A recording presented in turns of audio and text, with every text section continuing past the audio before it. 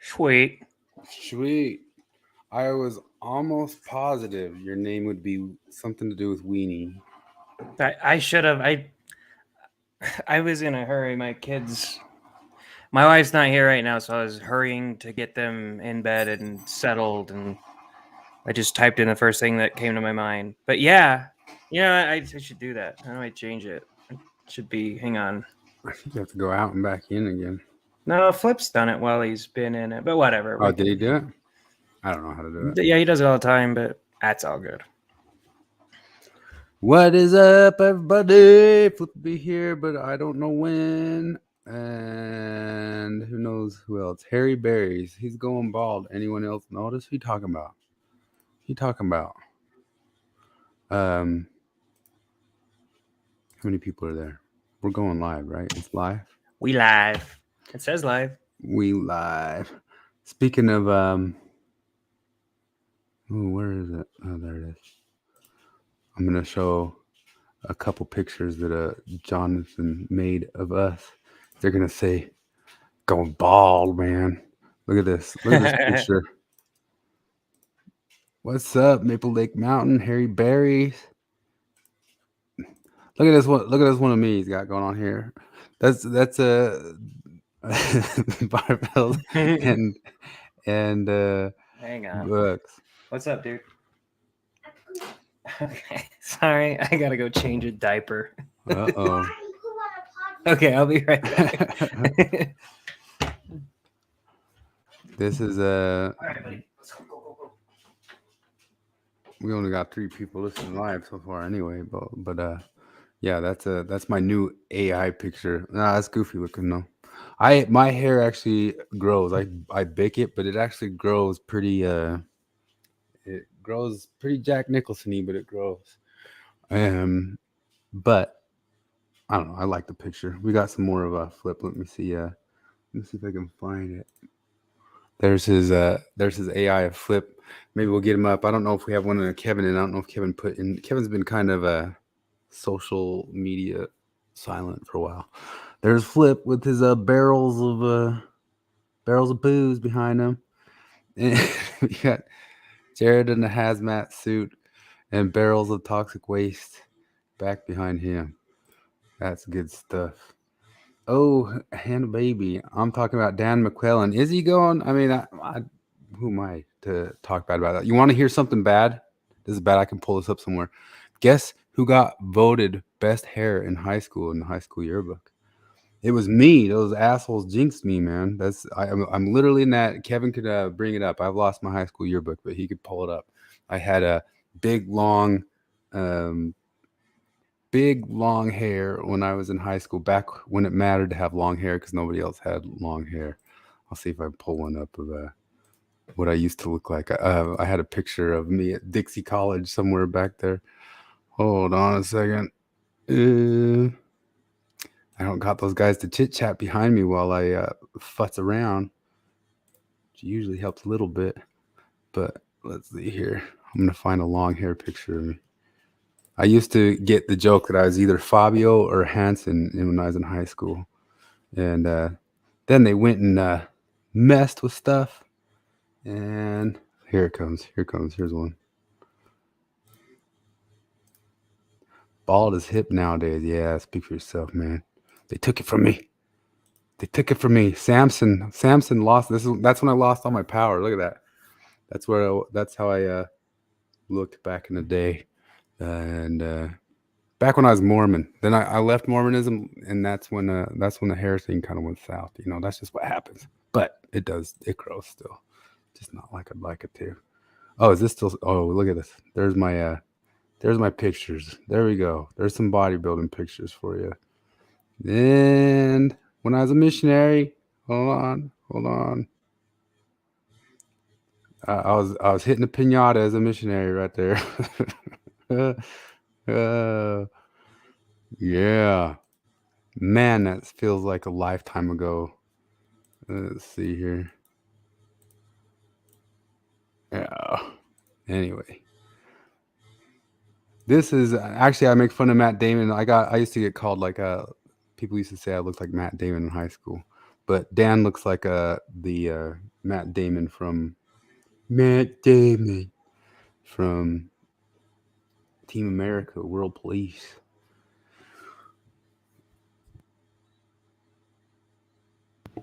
There's me. So the first baptism as a missionary. Man, oh man. The mission. What good times. That was like my first day. They gave me grasshoppers to eat on my first day, and I thought that's what I was going to be eating the whole time. And yeah, didn't work out that way the whole entire time though. Look at that. Oh, the Mexico City temple. Oh man, I'm feeling the spirit. Anybody else feeling the spirit? I'm feeling the spirit. Goodwill Hunting, Matt Daman. Yeah, that's kind of what I got back in the day.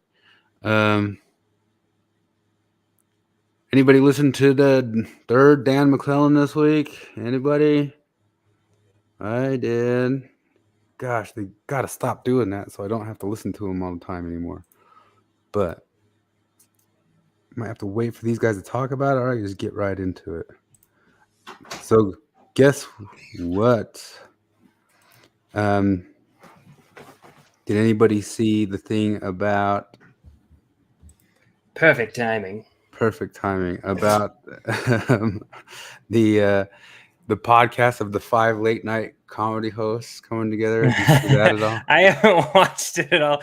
I heard did they do a live stream? It's going to be a podcast. Here, I'll show you a little bit of a video. I got a thing from Crowder on it. Crowder, we can watch some Crowder for once. Good old Crowder. He does ever so slightly annoy me more now that I know more of his crap, which is unfortunate. I sometimes wish I didn't know crap about people so they wouldn't annoy me as much. But yeah, that's just how life is, I guess. Here we go.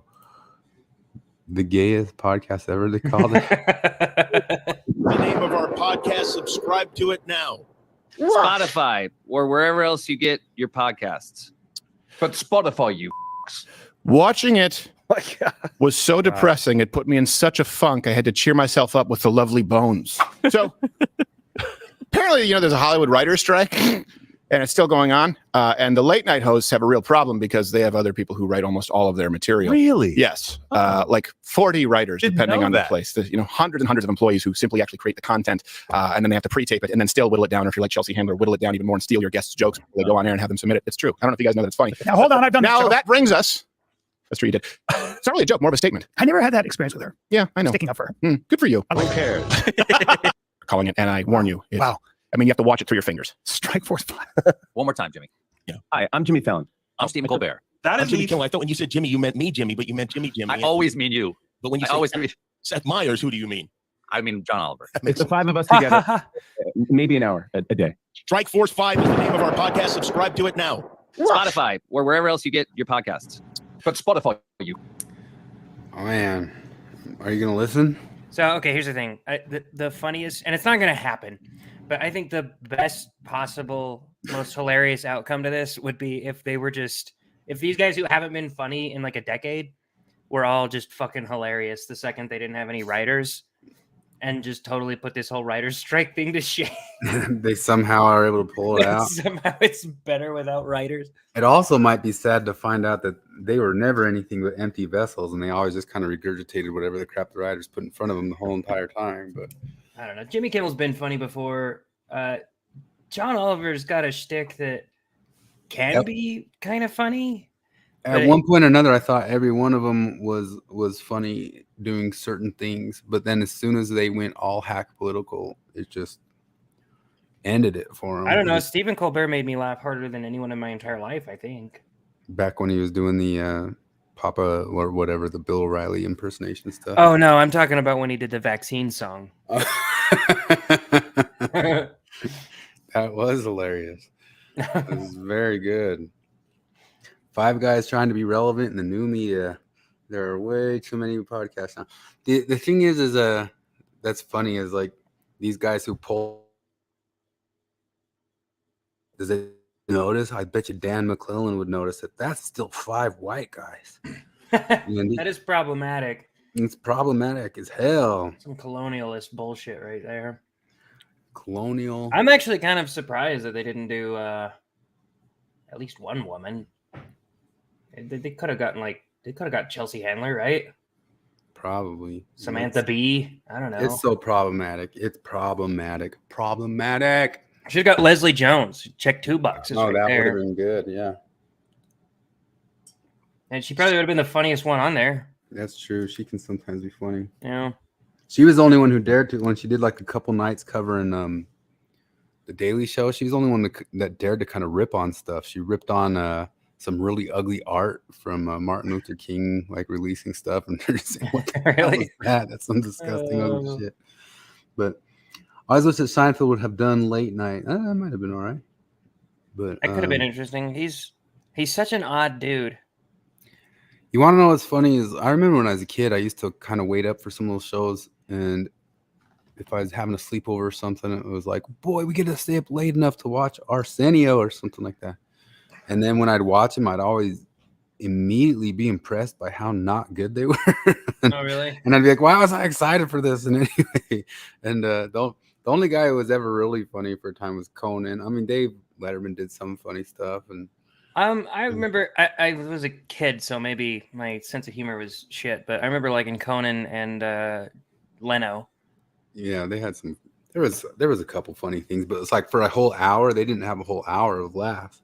They had like 3 minutes at the most. But Well, luckily, I had the attention span of a 12-year-old, so I just the whole world did. The whole world at that time was just there was nothing else on. It's just what came on after the news, and you already had it on the TV because of the news, and there wasn't something else to turn to, and we all just kind of sat and watched it. And most people kind of got their news a little bit from that, and then it turned into the Daily Show, and then the Daily Show wrecked the nation. Craig Ferguson. I remember what was his name, who actually did the first version of the Daily Show. He was on there on Craig Ferguson before Craig Ferguson. What was his name? What was that guy's name? I don't know. He was on.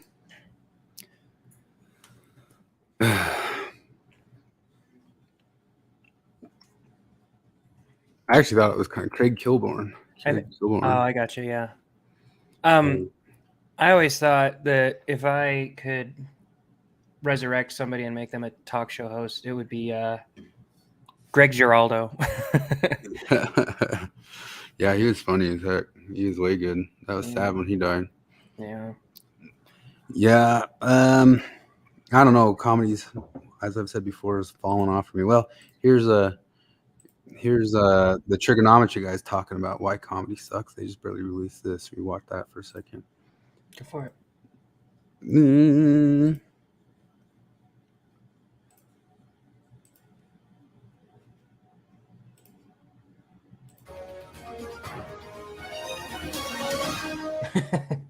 There's nothing I love more than comedy. Stand-up, sitcoms, sketch shows, women's football. Hilarious. TV comedy long time ago. The comedy industry is now run by people who understand humor in the same way the HIV virus understands empathy. As in, they don't, they can't, and they're destroying the entire thing. The most important quality for any comedian is that they're inoffensive, have the correct opinions, and come from a marginalized community. But if you disagree with the prevailing narrative, then it doesn't matter how marginalized you are, you'll be treated like a gender-fluid lesbian in Saudi Arabia. Dave Chappelle was universally considered one of the greatest comedians that's ever lived. Then he made some jokes about the alphabet people, and all hell broke loose. What if I was Chinese, but born in this nigga body? That's not funny. And for the rest of my life, I had to go around making that face. Hey, everybody, I'm Chinese! Are we gonna get dinged for him saying that word? Well, I wonder. Man, stop making that face. That's offensive. What? This is how I feel inside. Because it's fine to make jokes about black people, white people, gay people, Jews, Asians, Latinos, and feminists, but don't you dare suggest women don't have massive schlongs. The only reason Dave survived is because he's so successful, he's uncancelable. It's the same with Ricky Gervais. Ricky is hated by woke comedians because he's hilarious, understands primary school biology, and can pay his gas bill. Neither Ricky nor Dave would be able to do their material if they were starting comedy now. We now have comedians celebrating their colleagues being cancelled for saying things they disagree with. Graham Linehan's show was prevented from going ahead at the Edinburgh Fringe Comedy Festival, and loads of comics responded with celebration and look, approval. here it is. I'll fast forward it to not watch their whole entire video and pull Hassan Piker or anything. The funniest thing that's ever I can't believe they did this. I can't. He's just dying inside. He's like, I'm such a fucking skill.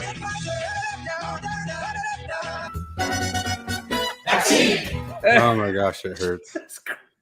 I'm state propaganda. I'm a It hurts fucking so bad. comedian, and I'm state propaganda. So my friend has this interesting theory. Have you ever seen The Northman? Yeah, I did. Okay, so there's spoiler alerts for anybody who hasn't seen it, but so there's the good king, good king, and he gets killed by the usurper king, and Willem Dafoe plays the jester, right? And the good king, the jester makes fun of the good king at one point, and one of his advisors wants to kill the jester, and the king's like, no, that's the jester's job. He makes jokes, And then later, after the good king was killed and usurped, the main character comes back and finds in the bad king's kingdom the body of the jester. He's been killed. It was one of the first things that happened. And my friend was telling me about that. He's like, you know what? I think comedians are supposed to be like canaries in the coal mine, to see how the powers that be respond to Totally.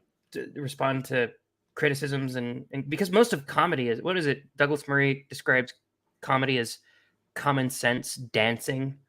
I like that a lot. But you see stuff like this, and you see that like Stephen Colbert has the ability to be funny. I've seen him be funny before, and you just watch his eyes just dying when he's doing that vaccine stuff, because he knows I am state propaganda.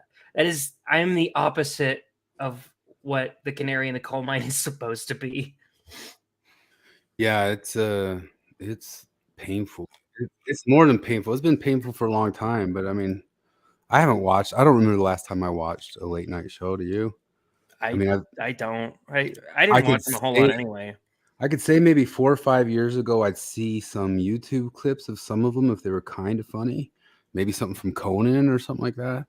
But now I don't even see the clips unless they're cringe. The only clips I've seen are cringe. The only times they've made me laugh has been I know that anytime I catch a little clip of Jimmy Kimmel, I turn it off and I go watch his Karl Malone sketches, and that makes me laugh.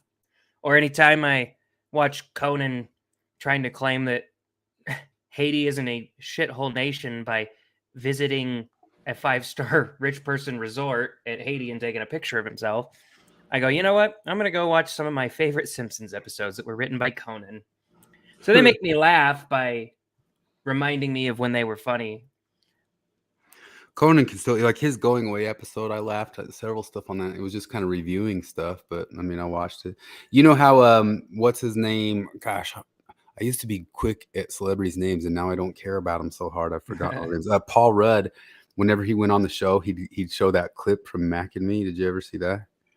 No, I've not watched much late night comedy because in my entire adult life, it has sucked ass. Well, if anybody knows that running gag, for like 15 years, anytime he came on and he was pitching one of his shows, he'd trick Conan and he'd suddenly play this other really terrible clip of a terrible movie. And it really did. It would trick him each time. He kind of wouldn't expect it.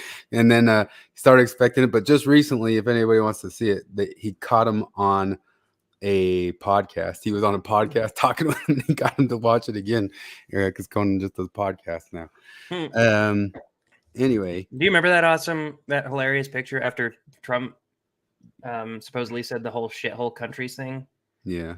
And Conan was like, "Oh, I'm in Haiti. It doesn't look like a shithole to me."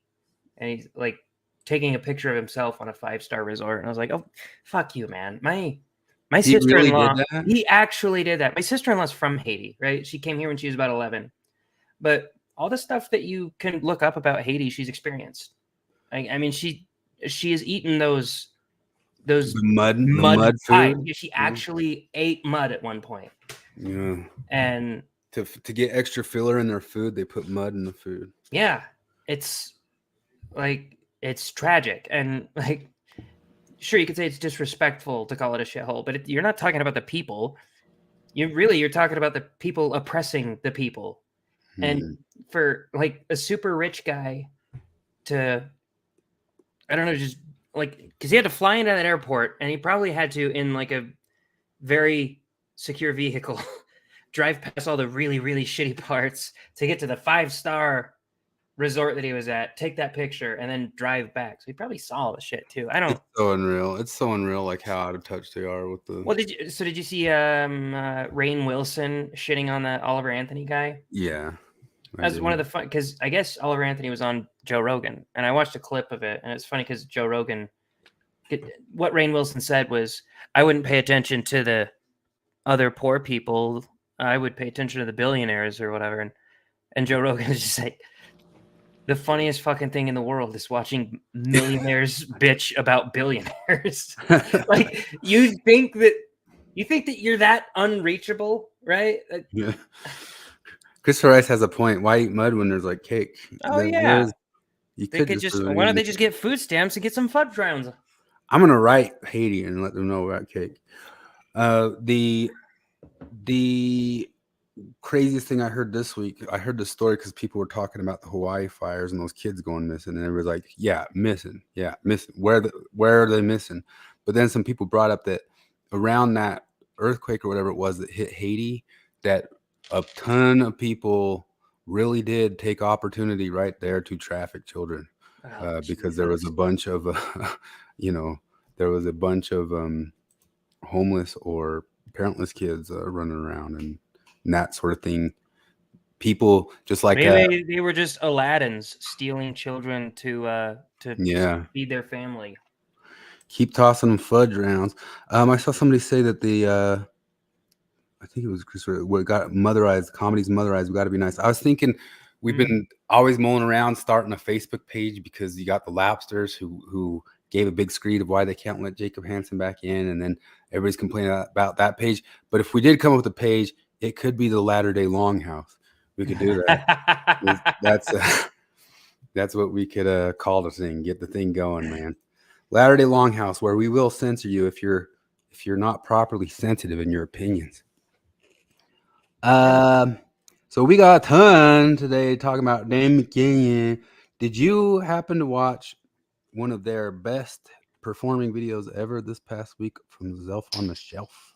Oh, did I miss a good Zelph? It was a particularly ideological one. More ideological. Like, how many times does Sam Shelley mention Taylor Swift and give her a pass for being a rich capitalist who pollutes the environment? Yeah, if there's anybody who kind of embodies that, what you were talking about with Conan O'Brien, it's these same people here. Like, they got all the proper ideals, but they're going to also live in a society.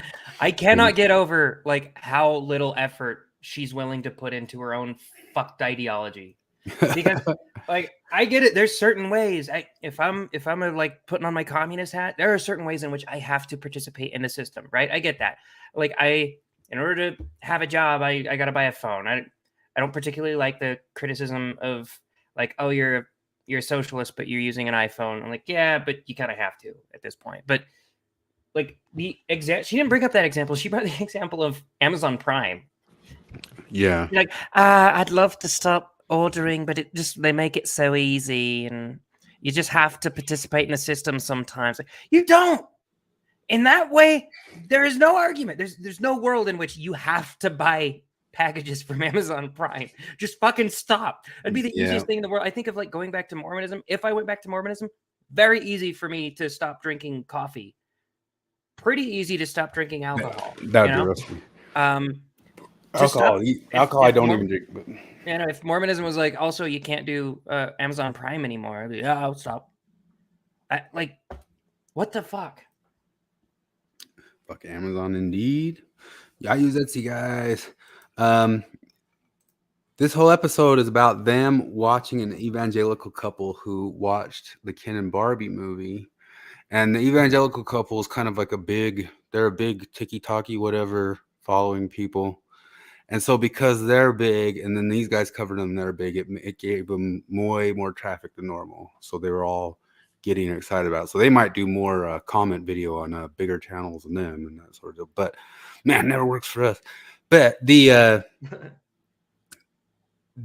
whole concept is that Barbie gave this evangelical couple an awakening or it made the husband kind of reveal that he's kind of awakening to the message, and he's getting properly progressive, and they're just all giddy and happy and zibbly-zoo about it.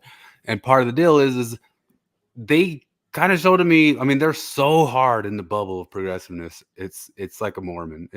100% is like listening to a Mormon kind of review stuff as if there's only Mormonism. But they think like the Barbie movie's a representation of what reality. I mean, it's like a proper zinging of how bad reality's been to women. Like, however those men have been treated in Barbie, that's exactly what was done to women through all history, through all time. And this guy's just properly waking up to what the patriarchy always was, and Barbie made him wake up to it, and they're just so giddy that he's waking up to just how bad patriarchy's been. But they're also a fake couple who you can kind of tell don't really love each other because they got married as evangelicals, and they're dying inside because they're young married evangelicals. Okay, here's the thing. Like, sometimes in your marriage, you're dying inside a little bit when you're trying to figure it out. I'm so tired. If it's even true, they're just reading into that. No, I know. I'm just saying. But even if it's true, there's a fucking crusade against love, and I hate it. So just let people love each other. All right. So God, they're real critical because I guess they were the types that got married before even kissing and all that sorts of stuff, and now they're getting wokeified by Barbie. That's cheesy. But here's the other thing. And of course, they point out that woke just means becoming more aware and empathetic. How dumb do you have to be wokeified by Barbie? It's like such an on the nose exaggeration. And they reveal, I think if you watch this whole episode, they reveal that they think it's not an exaggeration. They think that's the world. I know that's what I'm saying is that, but even if it wasn't an exaggeration, like, so let's say that's 1-to-1 what was happening in today's patriarchy. And the only way you would possibly notice it if somebody who shared your exact characteristics went through it. Like it's like if you go back and show a slave owner a movie where it's the white people that are enslaved instead of the black people, and like all of a sudden, oh, I get it now. Like that person had to, I hate to use this phrase, but zero empathy. You got to have a baseline amount of empathy to be able to put yourself into a position where you're like, it must suck to be you. That said, the Barbie thing's bullshit. Like, the patriarchy is, if it's anywhere at all, it is nothing like what Barbie portrays it as. Well, empathy only counts as empathy if it's for a minoritized group. But man, when Flip comes later, I don't want to go into too much of this one because, I mean, you can just guess what it all is. I mean, just from the description of it, you can fill in all the blanks because you know how ideological they are. And then they're reviewing and assuming these things about the evangelical couple, and the evangelical couple is having a deconstruct. They're getting their young women's reward in deconstructionism. Which that's what I'm saying. The future is when once Jared becomes I said Jared. Well, maybe you would do it too, just as a joke. But once Dan gets in charge of the Mormon Church, he's going to put it in a Young Women's Medallion. That's your deconstruction medallion award. Because there's no more scouts, you can't get a Weebelows badge, so it's all just deconstruction. I'm a deconstructionist tier 1. I don't know, what do they call it? I'm a beehive deconstructionist. Evangelical is hip, man. But yeah, that's the whole thing. They're just excited that this guy's waking up to the patriarchy, which he's obviously just doing it for whatever points that gets you on the internet these days. I was going over Dan McCain's Twitter, and boy, is that guy a political hack. Oh, but yeah. He comes off as all humble and hokey humdy ho humble whenever he gets on the Lynn. But he put up, did you ever see like the surfs go on Tim Pool, and like he brought up that Lance? Yeah. He Oh brought my up that left-handedness thing to argue against social contagion. I've seen that. He just barely posted it today. Like, dang, you can't be that big of a hack, man. Like, I honestly, I make the mistake of sometimes half assuming that you're a little smart, but I'm probably wrong. Like, Mac. I was all in. I was all in on Dan being smart, but the more I experience him, the more I'm like, maybe he is just a midwit. Maybe he really is. Oh man. Let's see here. I'll pull that. Christopher Schenefeld got his trace and signifier merit badges very quickly. Signified or signified? What does it signify? No. Let's see. It's infinitely deferred. They almost try to give you the medallion, but they defer it down, and it can never actually be given to you. Oh, I'm trying to find it. He put up the left-handed spike thing. I'm a straight white cisgender male, so I think the only merit badge I could really get in Maclellan's church would be the pass the mic merit badge. And I'd have to give it away as reparations anyway, so. Yeah. Oh, Dan. The thing that's interesting about today is like I've always thought this when I listen to him, that I find the way he summarizes religion to be pretty close to how I tend to summarize it. Only he's the one playing the game, that he's still well, he's mum's the word. Does he believe? That's actually one of the things that made me. That's one of the things that made me think that maybe he's not as smart as I thought that he was. He's not even good at dodging that question. I mean, he's like, it's so obvious. Yeah. I almost think you have to be unintelligent to try to be a politician. Not unintelligent, but like not. You got to be like very top of the bell curve to want to be a politician, because he's like none of them dodge questions very well. It's very obvious when they're doing it, and that's the way it was on the anytime Delenn would try to trap him into it by saying like, and you're obviously a faithful, attending, believing Mormon. He's like, I am an attending Mormon. Yeah, he doesn't even. Yeah, and anytime he starts saying something that could like halfway be a religious or a Mormon apologetic, he makes sure to cut off half of the sentence. I'm not saying I believe this. I'm saying some other people believe this. Not me. Obviously, I think resurrection is an impossibility, and I say that as an active Mormon. Yeah, but it's usually whenever he's saying something that would be positive, like something that Cardin or Jacob could use, like the early religious people did think of God as flesh and bone, just like Mormons did, and then that got lost somewhere like around Aquinas, and when all the Neoplatonism got brought into it, and but I'm not saying that the Mormons were close to being right about that. I'm not. Don't take that. Anytime there's something that could be useful to a Mormon apologist, he backs off from it. Christopher Rice asked if Dan would be willing to say Christ is king, and if it were to affirm somebody's closely held identity, then maybe.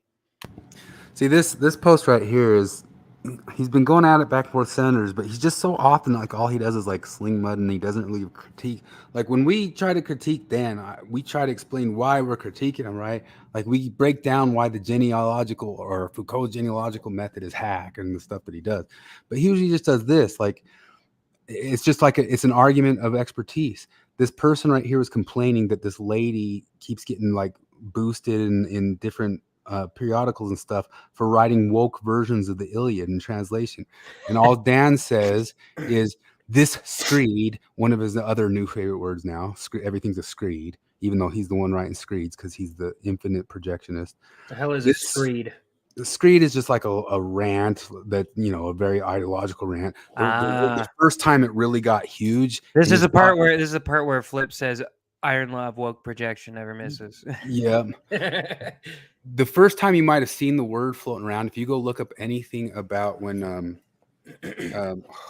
James Damore wrote that critique of the DEI training. Yeah. Everything called it a screed, like from the New York Times, from the Washington Post to this is a screed against, but now he calls everything a screed too. But look, all he says is this is by someone that acknowledges they have no expertise in classical Greek. It amounts to little or no more than whining about a woman translating a Homer in a way that isn't familiar, comfortable, and remaining to him. Nothing about if it's accurate. Wait, what do Huh. you mean That's what he translating in a way that isn't familiar? You mean is she translating it or is she reinterpreting it? Reimagining, Peter. Sure, but he said translating. Yeah. well, Translating, ideally, and I know that Dan doesn't like to define he's an ideological terms. he's an agnostic about lexical terminology. He said that. Yeah, I know it, but I'm like, if you're taking what he says at face value, translation, that's like just taking the Greek words and writing them in the most effective English. But if she's trying to put a feminist spin on it, that's reimagining it. It's Yeah. Anyway, I just barely saw it earlier, but Twitter messes with stuff so hard now. I can't keep track of it because it was a recent post. But he put up the thing about how left-handedness is not a social contagion because as soon as they stopped repressing it, left-handedness went back up. And left-handedness, right-handedness has to do with our over-reliance on our left side brain. That's why left-handed people are pretty overrepresented in the very, very talented people. well, they keep bringing up this thing that in the early 1900s, it was only like 3% of left-handers. And then when they stopped repressing it, it bounced back up to like 10% of left-handers. The problem with that is that you need to pull out from the chart. And the thing is, it was actually only really during the Victorian era that they started repressing left-handedness. And so you can back up and see that it was at 10% rates kind of before that stuff. And it was only during a slight time frame that it went back down. So like, where's the time frame? Because it can't have been all of human history that transgenderness was repressed down. I mean, it's just the data doesn't support your crap, Dan Maclellan. They likely didn't have a conception of transgenderism because they didn't have a conception of people being different genders at all. They didn't have a word for gender back in the day, so they had no clue what the difference between a man and a woman was. Yeah, so Brett and Heather Weinstein, their episode just yesterday was talking about one of those doctors is deciding to kind of put both genitals on people all the time now. Have you ever seen the genital neutralization surgery? No. Oh, where they turn into Barbie dolls? Yeah, they you turn into it like a yeah, Barbie. that same doctor does the Ken doll stuff. Okay, so he's how is actually what, because you could really only feasibly do that to a woman. Like you could, instead of taping the dead flesh over their now defunct vagina, you push it up a little further so they have a vagina and is in place and a of time. Frankencock, I guess. But like Uh-huh. you couldn't do it to a man because the only way you make a fake vagina is by inverting the dick. I'm too focused on the logistics of this and not nearly focused enough on the fucking barbarity. This guy should be in prison. So I can give fair warning on this, and I think you can back me up on it because you and I usually are the only ones who do the homework, but they never do the homework, and he waits for us to give us. He's not going to sit through a whole John DeLynn podcast and that sort of stuff. But there's stuff on this one that his brain's going to melt about. That Dan said. Flip? Yeah. Oh, for sure. Well, especially the atheism stuff. He's gonna lose his shit over that. Fair warning. As soon as I heard that, I was like, "Oh my god, Flip's gonna short circuit." Yeah. Oh, the thoughtful, the big old quotations around the thoughtful more. How do thoughtful Mormons stay? I am so tired of that lingo. I know that idea. I've been tired of it from the start, but all the nuanced, thoughtful, informed, consenting, galaxy brain Mormons. How is it that super empathetic and progressive people such as yourself, correct people, as it were, stay in the church? He dropped so many supers too. But yeah. I don't think DeLynn did too bad of a job asking the questions a bunch of people have been wanting him to be asked. He dodged most of them that we wanted answers, but I'll give DeLynn props that he interviewed like a proper interviewer. I'd say I don't think he left things on the table sometimes he'd try to frame them really nice, but he was I still mean, asking the thing. he got a hold of a person that he really wanted to interview rather than struggle session. So Did I lose you or you lose me? He got a hold of we lost each other. A person that he didn't want a struggle session. So yeah. he should. So while we're waiting for Flip, have you seen Gad Sad's post about re-educating Jordan Peterson? Yeah, I did. That was hilarious. I made a meme out of it because he's asking which terrible bands he should subject Jordan Peterson to. Do you have a clip? I sent it in the group chat, the Facebook I'll find one. it. Just now. Oh yeah. Yeah, I guess we should wait a second for Flip to get her to get into the damn Maclellan. I have other stuff we can go into, but sure, you'll want to have Flip on when he starts talking about atheism. But I have other stuff because there was just yesterday, and everybody should watch it. Although it's a little irritating because they had a lag and that sort of stuff between their conversation. But if you want to listen to an interesting conversation between two Christians on what the big problem is, postmodernism or atheism in politics, listen to Benjamin Boyce had on the Distributist and Vocal Distance kind of arguing. And I mean, Jacob Hansen and I've been meaning to kind of go into more depth on that conversation with him because we only kind of just started when I went on his channel, and there's a lot more to go into it. But those guys are getting into the nitty gritty of that sort of stuff. I see Flip backstage. Hold on a second. I've got this. I'm trying to find your. There we go. There's that, and there's Flip. Tell us about your meme. Well, you gotta go to. Oh, did you see that the Midnight Cardin just barely found out this week that Richard Dawkins, he was ripping on Richard Dawkins and how dumb Dawkins is, and then he found out that Dawkins came up with the concept of the meme, and it blew him away. He's like, well, maybe I got to rethink this Dawkins dude. You know? People rip on Dawkins who haven't. I don't know. It's like they've maybe only seen the highlights of him. Because my only criticisms of Dawkins ever was that like he was maybe going after the low hanging fruit. He's not a philosopher, but he's a hell of a scientist. The selfish gene is cool as hell.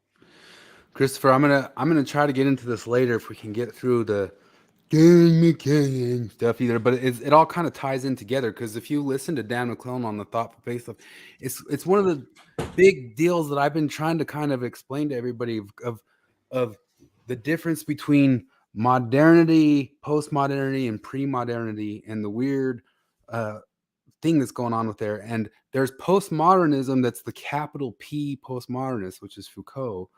But then there's another postmodernism, which is the people saying, I reject this modernism. I want to go back to pre-modernism. And that's also postmodernism, but it's small p postmodernism. And that's where you get a lot of like this right-wing postmodernism. And that's kind of who the Distributist is. And if you saw it, James Lindsay released a really scathing review of Christian nationalists just this week. And part of the scathing review is the ways that they get a little bit postmodern. And a lot of these religious people, the way they're reconciling their religions in certain ways is through some of it postmodern capital P, some of it postmodern lowercase p. But it comes up in this conversation with Dan and Lynn and all that stuff that Maclellan points to the modernism, the scientific, the Enlightenment modernism of Mormonism being its problem. Which is we pointed out to Taylor Petrie saying that before. They're kind of pushing to say that they've got to get into postmodernism to save it. And I've always appreciated kind of the modernism of Mormonism, which is saying that they hold to like kind of Enlightenment things. But that same thing is what makes them tear downable. Although Jacob Hansen thinks that he can still reconcile it all. But I appreciate that he's trying, if that makes any sense. But then somebody like Flip, he's going to hate him if he goes postmodernism. But then also when he sticks to modernism, he's going to say, okay, but in this modernism stuff, boom, it's also the easiest way to kind of kick you in the nuts. But anyway. He actually mentions postmodernism by name as it comes around. I mean, that's the argument of that's the whole entire thing that's playing out of like, how do you reconcile the religious stuff? And then one of the big arguments going on with those neo-reactionaries and the liberals in the right wing is you got James Lindsay and maybe a bunch of other people now who are really on about this thing about postmodernism is the problem, which these guys, we even kind of said it last week when we kind of mentioned that Foucault's dumb argumentation, you could kind of think any weasel landing on that argumentation, all you had to do is be a weasel. And the neo-reactionaries kind of say they want to blame liberalism and modernism to say that will always lead that direction. Like it will always lead to letting those weasels have that weaselly reaction. And they'll even kind of point to how maybe some Marxists, you can say that the school of critical theory and the postmodernists were totally different, which they'll turn purple in the face screaming at you. But if you actually go and read their stuff, it's not far off from each other. They really sound exactly the same and kind of make the same arguments and start landing on the concept of there's no objective reality and there's no objective truth but we're totally different. We're totally different from each other and all that sort of stuff. But the neo-reactionaries argue that it's the Enlightenment that caused all that. You know, it's the modernism that caused all that. That always leads to postmodernism. It's a necessary step that must happen. See, but it feels like postmodernism is just this tool to use when it's helpful, and then totally back off of it when it isn't. Like one Everyone of has it. Postmodernism for thee, but not for me. Yeah, for sure. Well, it's like one of the big things they do is obfuscate, like blur boundaries and obfuscate definitions of things, right? So that's Maclellan will use that when he talks about renegotiating the Bible. He says everybody is renegotiating the text. Everybody's always doing that, so we might as well renegotiate the text to fit a more progressive, modern agenda or whatever. Basically, using that whole blurring the boundaries principle, and then he'll go back whenever somebody uses their renegotiation of the text to have more a traditional Christian approach to it. He always says that's clearly not what was intended by the original authors. I'm like, but who fucking cares about the authors? You don't. When you're telling me that we need to renegotiate what the authors meant because we have no idea what they meant. Well, but you care as soon as the Christian says, "I think he said this." We're all giving long tangential answers to Chris's question, and I have another one. Because what makes postmodernism dangerous, whether it's left or the right or anybody, is because, to back up a little bit, like, you know, traditionally for the longest time, you know, like in the West, the authority, like, how do you know what's true? Well, the church tells us what's true. Well, how do we know it's true? Well, there's the Bible. Well, and, you know, and the priest will tell us what the Bible means. And the Pope ensures us that the priests are right about stuff. And we know that the Pope has to be there because the Bible, and, you know, obviously it all falls apart, but like, this is how we know it's true.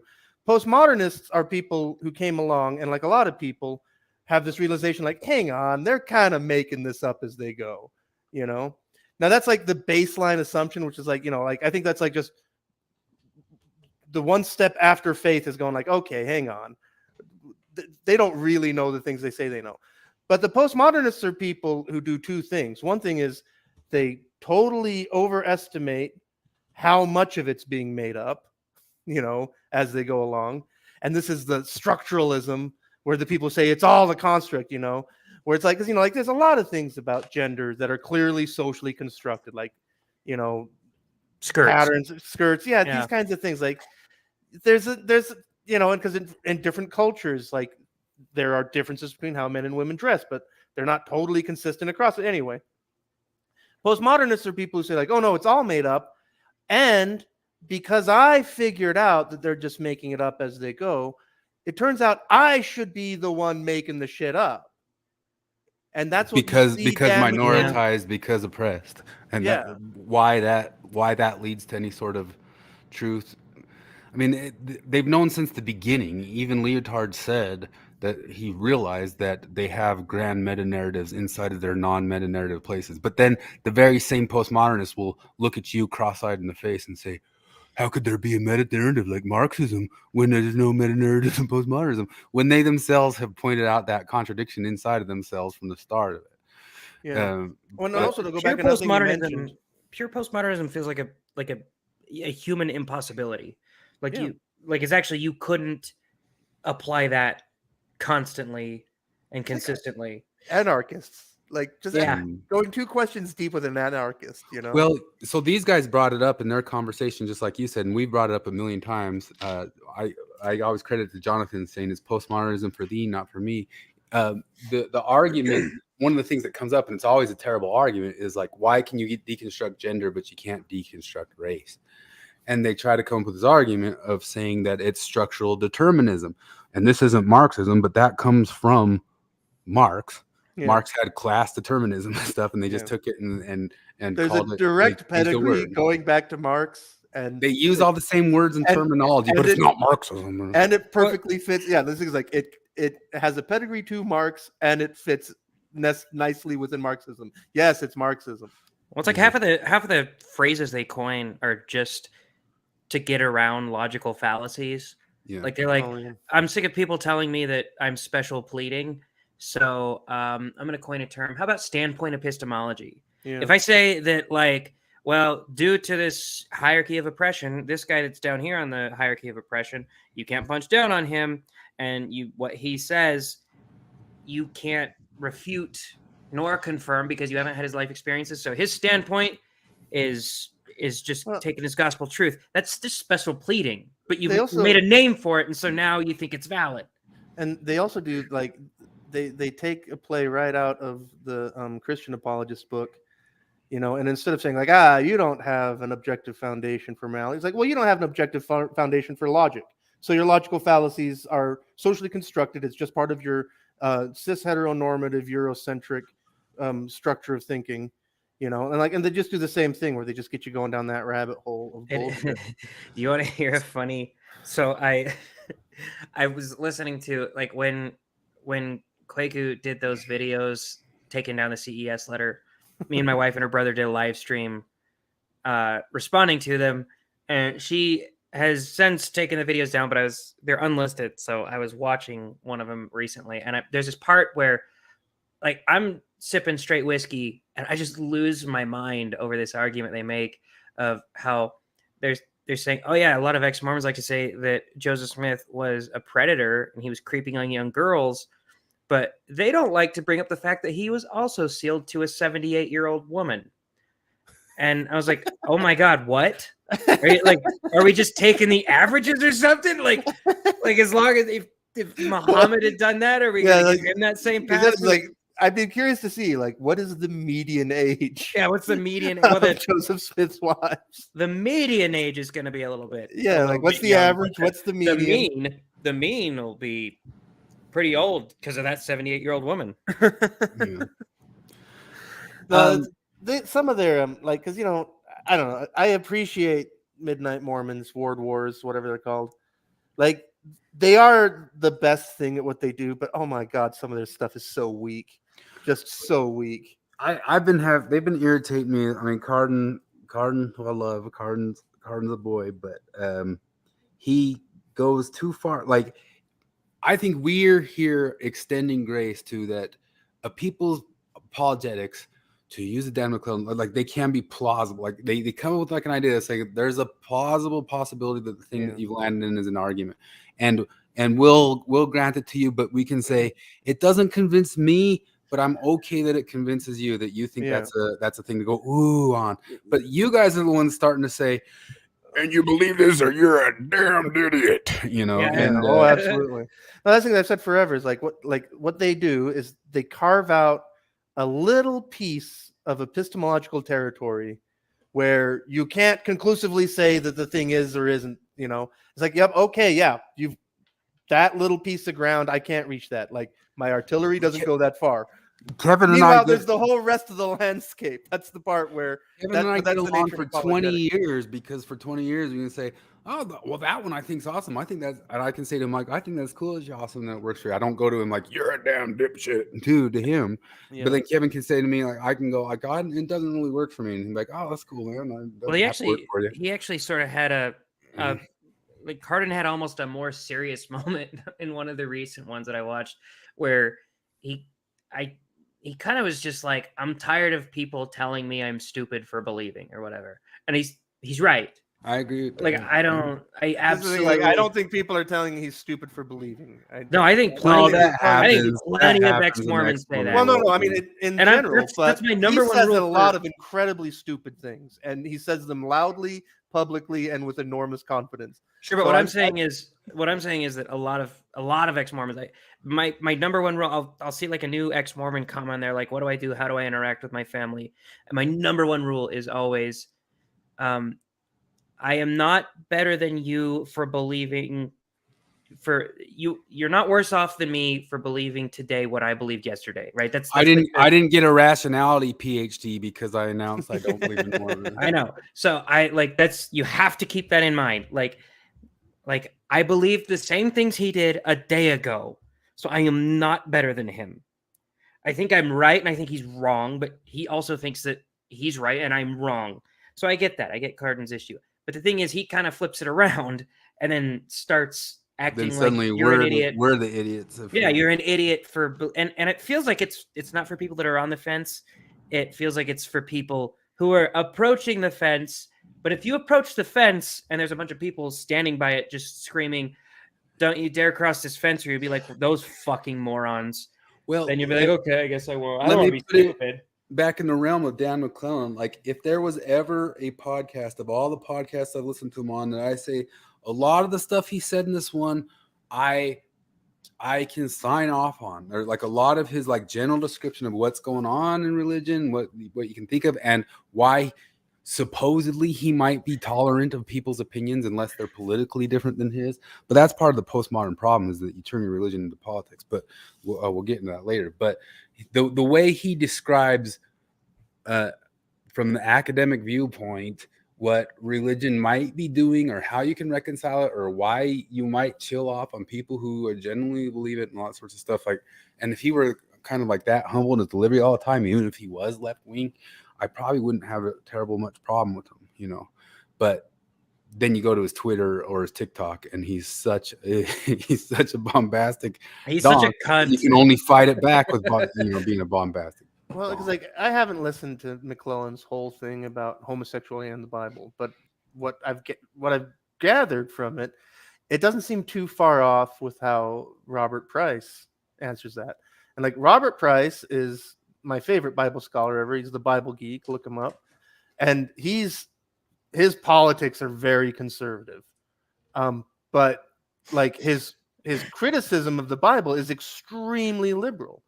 And I've always really appreciated his commentary. And when he talks about homosexuality in the Bible, he does say a lot of the same stuff where it's like, it's not totally clear what this language means. And also and we know that there was this, like, for example, like modes of prostitution of young men. Like, well, yeah, that was a thing in the Greek world. We know that existed, and so like, and he basically answers that same way. It's like, we don't know that they're necessarily talking about, modern day super gayness.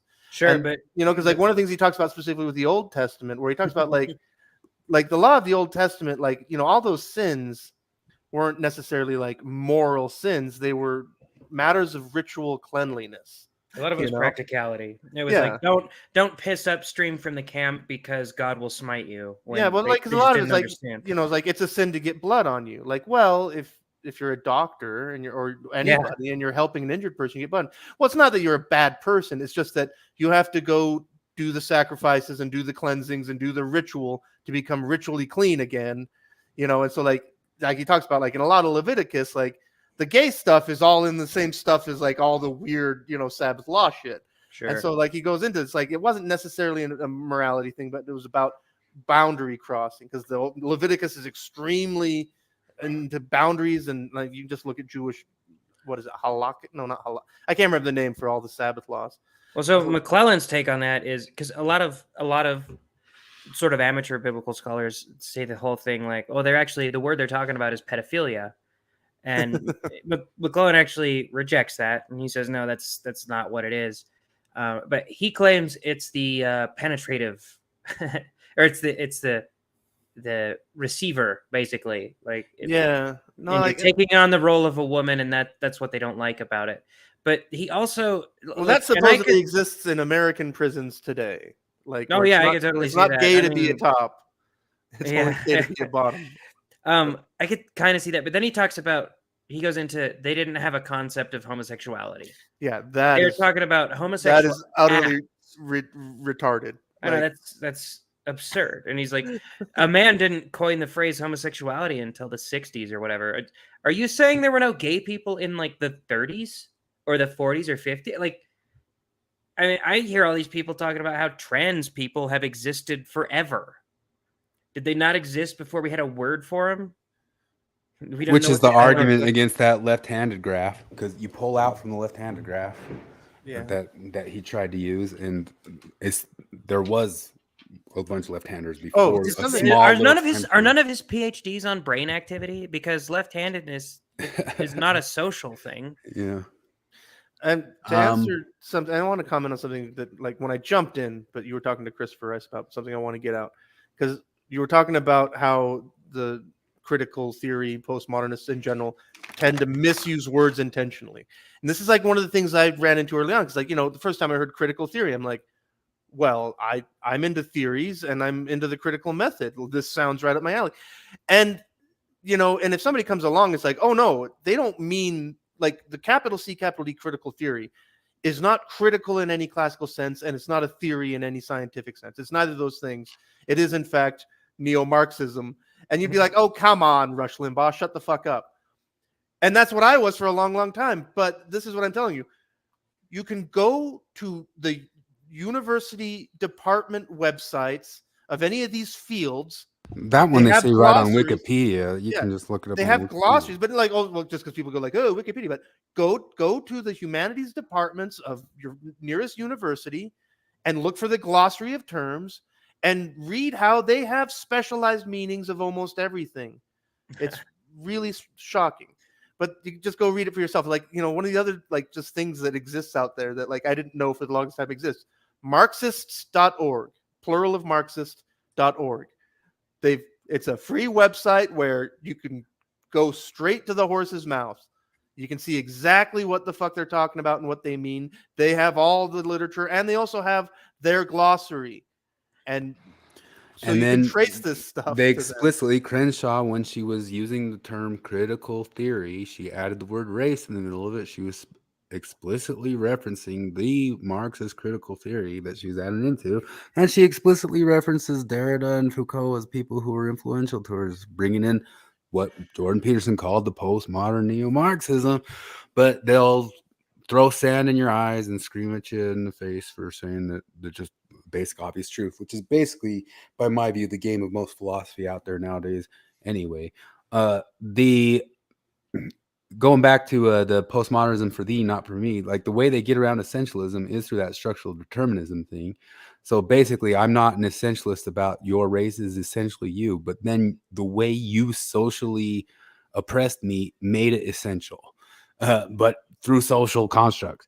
It's just such a goofy workaround. And that's also why you can say that you can change the gender, but you can't change a race. Although that doesn't make a lick of sense, because if you started your life, as a female or as a male, you were socially treated in that way. Just the same, you should be socially constructed into being that thing. We talked before about Lyotard's book. What was it called? Libido, the one about you get poured into the space of your social constructionism. So you should just be the thing that you were socially poured into. If all of that social constructionism was 100% true, like they want it to be in libidinal economy. I mean, I brought that up a bunch of times. That reminds me, because right before I came on the stream, YouTube played a Better Health ad. And normally I skip through them right away, but because I was fucking around getting the headphones and stuff, I listened to it. And that BetterHelp ad was a young black lady, and she's talking about better health, and she almost very early in the ad says, like, and I specifically requested a black female therapist, blah, blah, blah. And because it's like, well, you're a racist and a sexist. Like that's what that is. But in postmodern world, oh, no. She's actually the opposite of racist and sexist. She is so aware of structures of these guys in this podcast, because half of what this podcast they're talking about is there was this guy named Acorn who got canceled from a Christian university because he was writing under a pseudonym, and under that pseudonym he was arguing for like ethnically based, religious based segregation type stuff, and the guy got canceled from that university. But the distributist talks a lot about how, but it was in just the New York Times this week. Somebody in the New York Times was arguing for segregated states for the positive virtue of the minoritized class or something like The that. whole woke thing came on the scene because of the Evergreen meltdown, which was about segregating. It literally came down to Derek Bell groups came of out of students armed with baseball bats roving the campus looking for white people. Derek Bell's This is part whole of American entire history. thing started off of being angry at that. What was that legislation about the schools? Brown versus Board of Education. Brown versus Board versus Education. It all started off of him being upset with that it wasn't good. They should have kept them segregated, which is, I mean, a million times on post ex-Mormon Facebook, I'd have the argument. People would say, "Well, critical race theory is a lot other. We need to accept our other fellow black people around." And I was like, "Oh man, this guy, whatever person was. Ezra Taft Benson was part of this guy's campaign, and this guy was against Brown versus Board of Education. You need to read some critical race theory." I'm like, guess who else was against Brown versus Board of Education? That very critical race theory, you goofy goof. The guy who made the guy who created the entire scene. Yeah. Anyway, Crenshaw actually coined the phrase critical race theory, right? Which is to say, she was the first person to correctly identify what it was. I think it was critical theory applied to race. No, she coined intersectionality. I thought she coined critical race theory too. Oh, did she? She coined it. No, Derek Bell's credited to be the guy to start it, but she coined it. They kind of purposely put all those things together. It was, but this is one of the arguments that this guy in the middle, distributist, will make, and it's also made from Paul Gottfried, that they'll say that, but it wasn't like ultimately Marxists that made all this stuff come back to the fore again. It was ultimately the liberals who let it back into the college, and it was ultimately the atheists who let it all back in. Like it puts the blame one step back at the godless nation is what let all things have to be plausible. Well, but things like what I think what it was like, they successfully duped liberals because again, they took all of this evil Nazi level thinking and dressed it up in friendly terms that you like. Because like you believe in teaching children in the history of racism in America, don't you? You know? Well, who doesn't? That's an important topic. Oh, well, then you don't have a problem with critical race theory because that's all that is, you know? Oh, I've had this discussion before at work with like the one liberal guy when I was reading the, what's his face? The critical race theory debunked book. And he was like, that's just a boogeyman, isn't it? And I was like, explain how it's a boogeyman. And he was like, well, I don't know. I feel like we should teach history in classes. And I was like, do you think that that's what I am against? And he's like, well, they should teach things like slavery and stuff like that. It's like, do you think I am against teaching slavery in classes? And I've had the discussion so many times where they start saying, well, they make it sound like it's not that bad. And I was like, I don't know what fucking school you went to. Yeah, no, but I went to school. I went to public school in conservative southeastern Idaho, and slavery was described to me as abhorrent. It was described to me as like people in ships shoulder to shoulder in terrible conditions. Like I remember being very bothered when I heard about it as a little kid. Like they teach you so much of that liberal imagination. I just saw a TikToker who said the way that history is taught in the U.S. and the way he described it was just an imagination out of like claiming that they say in the history classes no racism happened. I'm like, what planet are you on? No way. And no, it's the hatchling thing. It's the hatchling thing. They're pretending, and this is the thing is like they are pretending to not know things they know. Yeah, like you and I were born within 18 months of the end of the priesthood ban, and we were both raised in Salt Lake City by white people and went to public schools and all I knew about the world when I started is that racism bad, Martin Luther King great, all that stuff. And the only message I ever got from church, school, and family was that racism was a moral evil, and beyond that, it was just plain stupid. And like Chris Richardson says, racism is the belief that people can be divided by race. Race is biologically pretty much meaningless. Yeah. You know.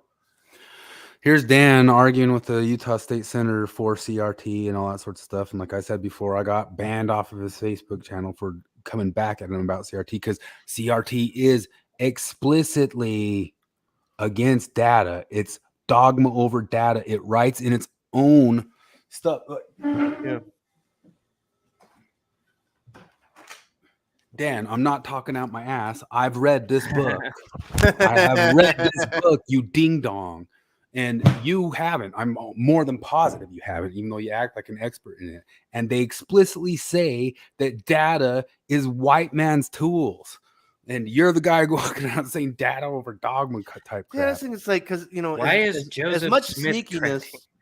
as much sneakiness as the typical postmodernists do with language, Dan goes a step further, where he commonly and frequently literally reverses the meanings of data and dogma in his analyses.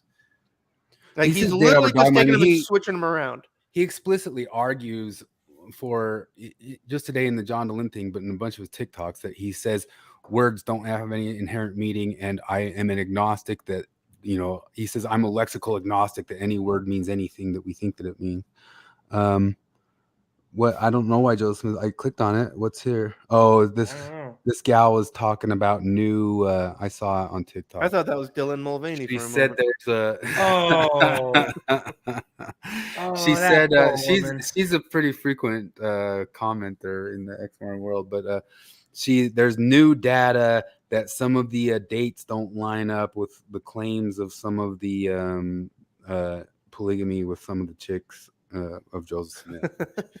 I know, it's like that's another one of those things where it's like yeah, there are evidentiary issues with some of these points.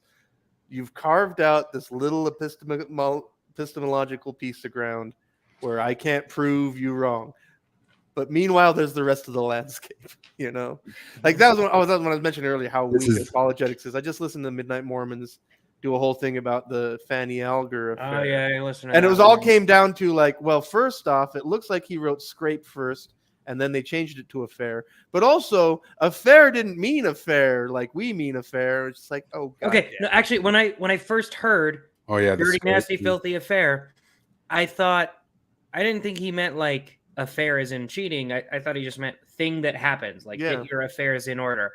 I mean, it is an affair, obviously, but like I remember because that's been a Brian Hales thing forever. Like he thought it was such a slam dunk when he found out that he said it's a dirty, nasty, filthy scrape. He didn't say affair. It was like, well, he clearly thought they still held it. They still held to that on the Midnight Mormons. No, they did, and because just one issue with this, the data doesn't say fair. The data, because well, and plus he didn't tell Emma about it. It wasn't. He didn't tell Emma about it, and that was in the rule book. The rule book said you got to tell her about it. So it wasn't. The presumption is that they were talking about an illicit sexual encounter. Now they want to say like, oh, it didn't. Affair could mean something else, which is like, okay, then what? What was the dirty, nasty thing that Joseph was doing with Fanny in the barn that was so important that they would rather let the rumor persist that it was sexual than just come out and say, oh, we were masturbating the bull?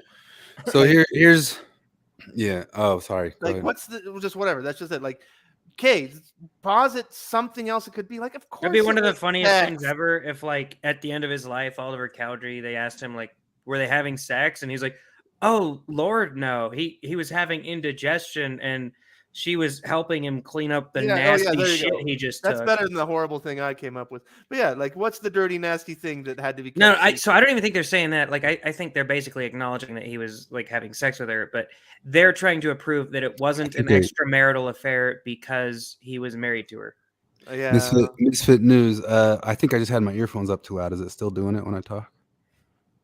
Let's see. Let us know. Yeah, that stuff. But once again, we sounds get. Like he was joking when he said that. Who was joking when he said what? About the scrape. I mean, I don't know. It's just one of those things where it's like, come on, what else were they talking about? Of course, it was a sexual affair, because and that's the other thing is because it's like, well, they want to say no, God commanded him to do it. But then they run into a whole problem. Like John Larson goes into this with Mike Tannehill in a couple of classic episodes of Mormon Expression, where it's like, because when was the polygamy sealing authority handed down? Because that's however you answer that question doesn't allow for Fanny Alger to be a plural marriage. No, so it was. I don't think they're disputing that it was sexual. I think they're disputing that it was an affair. No, that's what I'm saying though. Like, because that's what they say is that, like, oh no, God, that like God said he was married. God commanded it. But the problem that John Larson brings up is that, like, the earliest recording of Joseph or anybody else receiving the priesthood authority to do this thing comes much later. Have you ever heard Brian Hale's response to that? Oh, I can imagine. So it was one of the things that it blew me away. Brian Hales became my favorite apologist to listen to after this.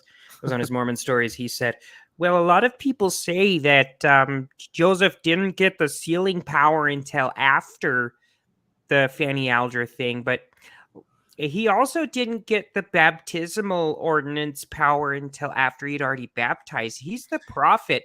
And if the prophet has the authority to baptize before he gets the authority, then who's to say that he can't have the authority to do polygamy before he gets the word from God?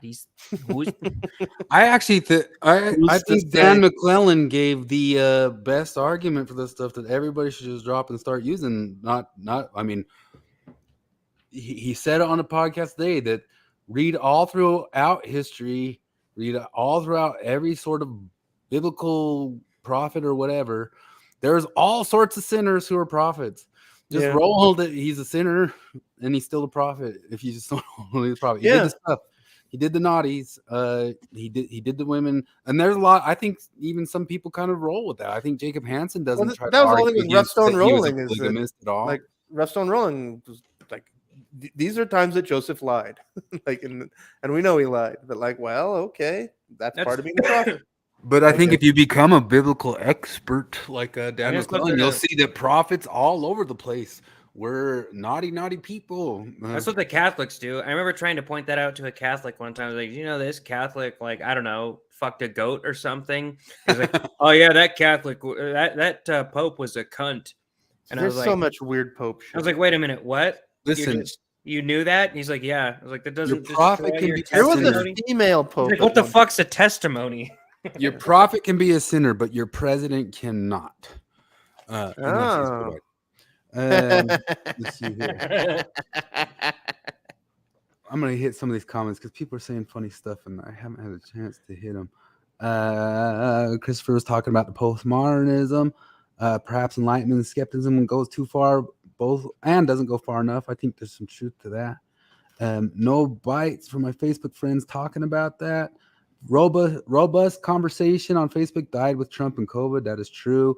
Did anybody see Ryan Long's clip this week about why the history of white women yelling at you? I saw you said that, but I didn't watch it yet. That thing completely mirrors what the ex-Mormon world was like for me.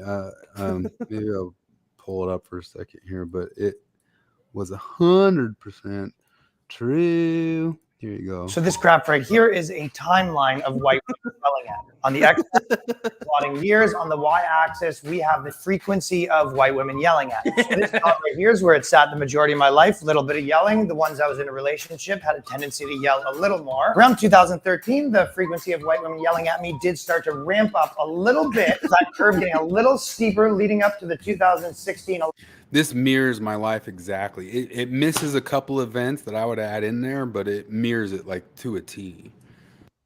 But also probably, election. Immediately following the 2016 election, we see our first very steep jump when we're not happy campers in this era, and the yelling at me did intensify. After reaching this peak, the yelling at me did start to drift down a little bit with a few exceptions, possibly due to yelling fatigue, until we reached COVID 2019. At this point, we did see a big jump in white women yelling at me almost.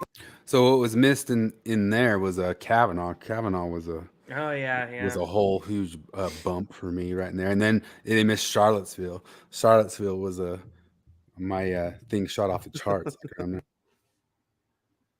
Back to 2016 peaks with a couple different events giving white women yelling at me a significant boost, leading to a new peak May 15, 2020 when the Central Park Karen meme hit. As the meme began to take. It's also not got George Floyd in there either. But Oh yeah. Bold white women initially responded by yelling at me a little bit more as they really started to get rocked by that caring meme, and we slide down, and some of that defensiveness took away from yelling at me. Yelling did continue to drift as it became a little less effective in getting what they wanted, leading us to the 2020 election. Here we have Joe Biden becoming president, and other than a little glitchier January 6th, which led to a little more of me being yelled at, we have a general trending down of white women yelling at me, as most of them felt. But I was gonna say one of the real reasons why it started trending down is because we're booted off of everything. There's nowhere to even interact with them directly. We've been thrown out of the anymore. longhouse. Yeah. Part of it is that white women are also being yelled at now. That's they're, true. They're getting that. kind of steadily becoming just as hated as white men. Yeah, for sure. Well, there are no positive white identities, said the white Robin DiAngelo. Anyway, that graph doesn't work for me because, well, although I wonder because like my mom yelled at me my entire life and still yells at me, and she's ethnically, like genetically, she's just a white European person, but nationally and culturally, she's a Latina. Yeah. Entonces, how does that work? Anyway, calling people's names isn't a great conversational tool. You know, people like Kara were transfigured like Christ on the Mount when they realized religion was leading them on. That is so true. She treats it exactly like that. The problem with this criticism that he presents them as conclusive and the evidence is not super solid. He's talking but he's informed. Did you not hear that he's informed? Can you believe this kind of stuff is on the table today? Seems like just yesterday we were all talking about Y2K. Yeah, you only need the slightest possibility the Bible may have not been talking about our modern homosexual. Boom, text is sexually. Oh yeah, I wanted to comment on this because the thing is as much as I'm Dan McClellan and Robert redneck therapist and Robert Price talking about we don't really know specifically what they're talking about. In reality, I'm sure they were talking about gayness because I don't believe that homosexuality is all that different now because people aren't all that different now. And 100%. as hung up as Leviticus is about sex and shit, yes, they were talking about faggotry. What else were they talking about? Too. Like, come on. They weren't getting all this nitpicky little stuff. That's why I said the Foucault's genealogical method, man. Look up Foucault and spoiled milk. You'll barf your brains out forever. But he got real specific about an incident with an older man and a young girl in a small town, and he called it curled milk or something like that, if you can imagine what I'm talking about. And he gets hyper detailed about what did he do and what didn't he do, and let's get super specific about what the law says and about this and that the other. So it's almost kind of like you're suddenly a lawyer arguing for all the nitty picky, and then you jump to the but in history, who's to say what's to say? Because this and this and that and this and that the other. So that's exactly what Dan does. You get into this super detailed, nitty gritty, almost lawyeristic description of what one specific little thing is bad, and we're just talking about this one specific thing, and that's the book is super lawyeristic. That's all, it's just getting into it's legalistic. You got to have torts, and the torts are how exactly did you do the sexual act. But then we'll take a step out and say, but in ancient Roman times, you could have sex with the cat, and this is different Roman times. Old women would marry their pool boys who were 7, and you just rattle off. If you're Foucault, you can go for 10 hours. I'm serious. You can Foucault's book of the history of sex. If you listen to it on double speed, you'll get 10 hours of, and then this happened in France, and then this happened with the ancient Syrians, and then this happened, and it comes that fast. And the real fact of it is, and you can even do this with Dan a little bit, is that if you go and double check or have any sort of person who's in the know about any one of those things, there's usually something that he says in it that somebody who's in the know or really does the history could say, well, you're kind of framing that in a way. Wait, that's not exactly true. Wait, but you just gish gallop it. You gish gallop like all the other, but we're all right with this. We're all right with that. We're all right with this, after being hyper legalistic about the disgusting act. That's that's Foucault's genealogical method. That's just how you throw it all into question marks. And then you say, who's to say what's to say? Let's renegotiate it, man. Let's renegotiate it. Maybe it was a failure of the patriarchy, failure to fulfill their role wisely. Wokel was hilarious. This whole conversation, because part of what he talks about is why is it's one of the things that's been on the right or the reactionary right since forever about how come it is fine for certain people to talk about ethnic states or keeping their ethnicity alive and going forward or something like that, and then for others it's just not? And that kind of blends into everything that is happening in the Mormon ex-Mormon world. Because if you ask me what I am pro for, like why I might seem like a defender of Mormonism, is whatever, if Mormonism is an ethnicity, it kind of is a little bit. And I mean, I consider myself almost like a Jewish, like ethnically Mormon. I can't get rid of it type deal stuff. But it is a people. It's a certain type of people. And these guys get deep into that whole sort of conversation.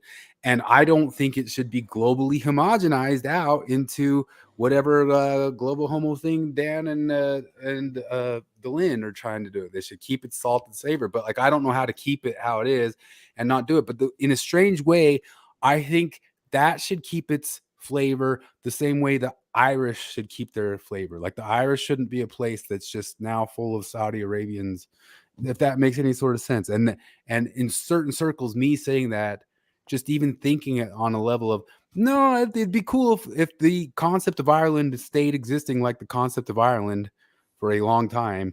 No, you are a racist, bigoted, nationalist, whatever sort of thing. And to me, it's like, it'd be cool if whatever I knew of Mormonism always just did kind of exist there as its own thing of Mormonism. Nope, you are a bigot, separatist bigotness. Danielson family, we're all red in that state. What do you guys? Oh, then we're back to, I had an audio thing. Let's see. Michelle Stone is making some compelling arguments for Joseph not being a polygamist. Where are all the kids? Well, they brought up that some lady claimed that one of her daughters was a kid, but then some other people said it's not. It was Josephine. It was. They have. It was Josephine Lyons. It was kind of one of the funnier things that. Trayvon Martin. So Brian Hales, his argument kind of hinged on Josephine Lyons being Joseph Smith's daughter, because her mom told her that she was Joseph Smith's daughter her whole life, and so one of his arguments for polyandry was that they were the polyandry wasn't really happening because none of the women were having sex in the same time period with Joseph as they were with their legal husband, which is a stupid argument already. But her telling her daughter that you're Joseph's daughter is a pretty obvious statement of, I'm having sex with Joseph during that time period. They did genetic testing. They found out she isn't Joseph's daughter. So it sounds like she was having sex with both of them during that time period. So it kind of throws her. It's weird when Mormon apologists have to argue in favor of. So this conversation is long. It's 4 hours and 20 minutes. It gets deep into that whole deal I was just talking about of, do we got to homogenize, or can certain communities stay their own thing? They get real deep into that, but then it also gets hard in the question, like I was talking about, like these right-wing reactionaries will kind of blame on atheism and liberalism what maybe James Lindsay, maybe us, maybe Wokel will blame on postmodernism. And I'm not saying they have like 0 point there. They kind of blame it, like I said, Nietzsche said the death of God will lead to this stuff and that sort of deal. But here it is, them kind of arguing it, the crux of it. Across Christian history. Well, I just don't understand. What's the principle of policing boundaries from your point of view? That's just my question. How do you know when a line that's being drawn in the sand is something that you don't want to draw or have anything to do with? Well, I like how Searle talks about this. He says that with respect to language, that we typically have a core, and then as you get away from the core, the boundaries get fuzzy. And so Searle, by the way, if anybody's ever interested in Searle, Searle, he's one of the most destructive ripper aparters of Derrida that ever was. He does a lot of philosophy on intentionality and how that rips apart all the concept of deconstruction of words. But I think you can draw a set of lines that have crystalline purity and universal application. The boundaries towards the fringe are always fuzzy. But I think the point is that everyone draws political boundaries. I can't tell you how many times I've been told I'm not on the right, but they can hit me because no enemies to the right doesn't include me because I'm apparently a leftist. And so that's one of my reasons why no enemies to the right. Look, if I'm already your enemy and I'm on the right, well, then I'm going to hit them on my right because I'm already your enemy.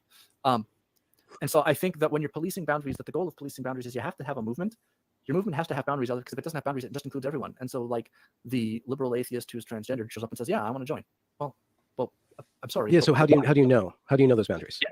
Is it the direction you're heading? I Or think your that enemy? you have to have well, no, I think there's two tests. One is you have to have an epistemology. There's epistemic boundaries. So, for example, if someone tells me that they're going to adopt postmodern epistemology, out, right? Anything that postmodernism or critical theory, gone, because those. So you don't discuss it; you just boot people. Well, no. I will debate people who do that. But in my political movement, when it actually comes time for action, we're not bringing postmodernism or critical theory, because that's my enemy. My enemy is postmodernism and critical theory. And those are the things I'm going to go at. When I say postmodernism, by the way, I mean philosophical postmodernism. And by critical theory, I mean the neo-Marxist tradition leading back to the Frankfurt School. If you're using those epistemologies, you're my enemy. I'm going to attack you. I'm going to bring blistering attacks on your epistemology, because those are the two epistemologies which broke the left. There was a time when the political left in the United States, when Democrats were sane, and they're not sane now because they got broken by those methodologies. And atheism is not your enemy this way? Why is atheism not your enemy this way? The way that postmodernism is. Postmodernism and atheism are different. Atheism isn't in itself. Yeah, but why is atheism not your enemy in this way? In this, just the way you said. Well, apologetically, it is, and in religious context, if I'm forming a religious community, I wouldn't allow atheists in my religious community either. Atheism is political. This is a critical difference between this. There is no difference between religion and politics, and there never has been. Atheism is a political endeavor. This is what's driving it. The death of God in politics is what's driving this. This is all a consequence of that. If you want to look for the roots of this thing, don't look in postmodernism. Look in atheism. Look in secularism. Look in stuff like that. Okay. Are you meaning secularism with a capital S, or are you meaning secularism with a lowercase s? Because I'm meaning all of it. Because secularism with a lowercase s just means that we're not going to have an officially sanctioned state religion. Because if you need an officially sanctioned state religion, that's secularism. If you're saying that we need an officially then no. If what you're saying by secularism is the cultural movement in which the underpinnings, the transcendental underpinnings which are held in place by God are removed, and that creates a problem, then there's something there. But atheism. If you remember, when I went on Jacob Hansen's channel, we were just kind of starting to delve into this. But if there was like a point, we kind of got into it. You might have seen on Facebook a little bit the other day, and it's only just barely starting. But it really gets down to the thing of what's starting to be the battle between James Lindsay and some of these guys too, is liberalism versus Christian nationalism or religious nationalism. These reactionaries, which I take and listen to, as you guys know, plenty of the critiques from these religious postmodernist nationalist type guys, but I don't like their answers at all. But I get into holding on to liberalism. But I promise these guys like to distribute us, like Aaron McIntyre, like mentions Molebug. I listen to people dropping hard critiques on liberalism and laying at the feet of atheist liberalism, the what we lay at the feet of the critical theorists and the postmodernists a little bit. And it's kind of just taking a step back, that they blame the kind of the atheistic God is dead movement for allowing in, and maybe even some of the modernistic liberalists, like deracinating, strip everything down ideas. I mean, it's like, because I've got my whole thing where, because I'm autistic about the word, where like atheism is not an answer to any question. It's an opinion on one question. But I also accept that that's a minority view amongst people who identify as atheists, that there's a whole big thriving community of people answering all kinds of questions and saying the answer is atheism, which to me is using the word wrong and stupid and nonsensical and garbage. But that's obviously what's going on, and I kind of feel like it's sort of the same thing as going on with postmodernism, because in my definition, atheist is somebody who looks around and realizes like, oh wait, there aren't solid reasons to believe in any God. Okay. And that's all you get from that, and postmodernism is like, oh, people like humanity is kind of making it up as they go along. Okay. But where they go off the rails is like, oh, well, now I have the answer because I've seen it. Let me tell you about everything else. And like, that's where it breaks into utter crap, which is ironically where religion wins, because religion is accumulation of shit that has worked for thousands of years. So this is from J.J. McCullough's 3 Phases of Culture. I recommend listening to the video. I won't pull it up here, but I just like the picture of it. And it has like the pre-modern cup, the modern cup, and the postmodern cup. And I think if you get into religions, you can think of religions in these ways. We got the pre-modern religions, then the only modern religion, one of the only ones, you can maybe call Scientology one too, but it is Mormonism. Mormonism might be the only modernist religion, in the sense that he kept religion, but they started trying to weave in scientific answers. So is the idea that modernism like just necessarily always devolves into postmodernism.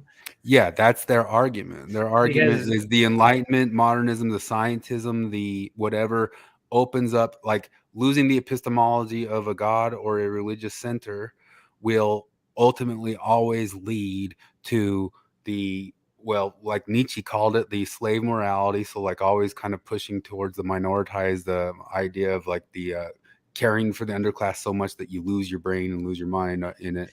And then the idea that you strip everything away and you strip all the meaning from it. So you like have that modernistic cup and it's just a boring, stupid cup. And after a minute, you're just looking at the utility of something, and the utility of something entirely... has no meaning. And then you go start developing meaning, and through developing meaning, you start creating whatever wild wackadoo thing. No, I had this discussion with Morgan yesterday because I was talking about the lawn, and I have this elderly Mormon couple are my next door neighbors, and they spend so much time on their garden and their lawn, and it looks gorgeous. And I have like the heart of a modernist, you know, where I'm always like, that's so impractical. Like, it's so stupid and impractical to spend time on your lawn. Like, really, just get rid of the grass and put rocks there or something, or let whatever grow. As long as it doesn't hurt you, just let it grow. And why would you have sprinkler system? That's such a waste of money and resources. That's stupid. But then you get to the point where the more you point out how pointless this is and how non-functional it is, you just anything aesthetically pleasing becomes impractical. And that's kind of the problem. But this is where I think, like, because my evolutionary psychology brain kicks in. It's like, no, it's not senseless. And my analogy for this is, you know, when I was in convention catering, Chris remembers those days. But there's one of the things about when you're setting a dining room, setting a room for catering, and you've got all the tables set up, and then it's time to throw the linens down. And whether you use true north or an arbitrary north, every catering event room gets a north. And one of the things you do is that you make sure that the big crease in the table linen runs north and south. And every time we do this, there's some temp going like, well, why does it matter? Who cares? What difference does it make? And I would point out, the reason we do it is that if somebody it's a subconscious signal. It doesn't even, people don't even think about it, but it's like Mr. Plinkett says, you might not have noticed it, but your brain did. You walk into that room and you see that all of those creases are in alignment, and all of the settings are the same, and all of the tables are identical, and everything is just so. It's a subconscious signal that tells you the kitchen is washing their dishes correctly and using the appropriate soaps and sanitizers. The ovens are set correctly. The chefs are timing things. They're using their thermometers, right? And the thing about like having a really nicely manicured lawn in human society, that's the signal that I take care of my shit. The no broken glasses philosophy of crime, that if you fix shattered glass the second it's broken, that will reduce crime in your Forrest is here talking about that conversation is really interesting for us, and that's one of the areas that I wanted to talk to your brother with, and we were kind of starting to get in, and I've never really gotten into real detail with it, but that's the area where I do kind of start drawing the line and start me defending the atheism and the liberalism stuff, in the sense of, no, it did not have to go this way. It didn't have to be this. It didn't. We could have defended it better and should have defended it better. Well, all of your favorite atheists they're not necessarily trying to push something. They're just saying, get your shit out of our public schools, basically. That's, you know, you listen to the old Dawkins and Hitchens debates, and they'd have some debates like just for the sake of having debates, but they would also, anytime they were talking to like an activist group, it was always some Christian activist group that didn't want evolution taught in schools. And they're saying, no, we're gonna teach science in schools. You have to get your creationism out of the schools. That ideology doesn't belong in schools. But other than that, it was like I will leave you alone to practice your religion. I will talk to anybody who wants to come, and I will tell them what I think the problem with your religion is. But mostly, like the pure atheists, what I get from them is the leave me alone vibe. Religion, leave me alone, right? And that's I can work thing with is, that. like, you Anyone don't- can work with that, and that's where as soon as they get into it seems like what gets them into the way it goes is like Mormons, because they're talking about who's friend and who's enemy. Is atheist Wokel will say atheists can be my friend. Yeah. And the distributor, who I actually like as a thinker, he says atheists can't be his friend. Although I bet you if he knew us after a while, he'd say you guys can be my friend because he's that open of a guy. But well, have you seen the debate in Thoughtful Saints about Pastor Jeff? Yeah. All they've been talking about the They're last talking couple about days, and that's actually it's a good sort of it's a good that would be a good thing to bring up with Jacob to have this argument, because Jacob's actually one of the ones that's saying like, no, I think Jeff is a good faith actor. I think that like he's they not should trying to tear shit down. But everybody else, there's a lot of these people saying that no, he's trying to tear our religion down or something. Like he wants people to convert from Mormonism. And like that's fine. The Mormons should understand that us, at least especially us here, we are trying to befriend through our liberalism, if that makes any sense. Our liberalism says we want you guys to be able to practice however you practice. We will leave you alone if you leave us alone. Yeah. And that's all we're asking from each other. And you guys should be friends with us, because if it does become a Christian nationalist world or whatever, some on high authority, it ain't going to be you guys who win if it becomes a political pressure point instead of just actual, people. But it seems like go by the conscience of their souls. So it seems like you can have an atheist who isn't a postmodernist and then an atheist who is a postmodernist. And it feels like what gets them into the postmodernism is going from the whole leave me alone state of mind to the whole I'm going to push my own ideology onto you. That feels like that's the moment. It's postmodern ideals that get them to jump that sort of gap. And I guess that's what I would say to the distributionist is that like that's why an atheist can be friends with a theist and they can be fine. He's called a distributivist, which is I only make it specifically that because that's important, because you should look up what distributism is. Yeah, what does that mean?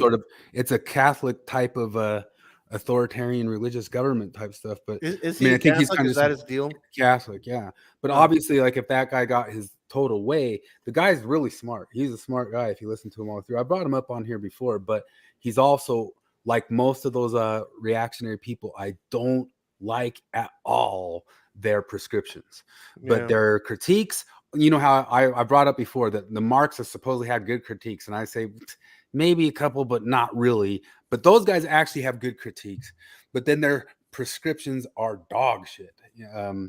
James Lindsay went into that in depth. If you listen to his Christian nationalist one, where he really goes into detail of like what the plans are for that stuff. Boy, that was like I thought I was up to speed on that, and holy shit, I had no idea where that was at. That was a fascinating podcast.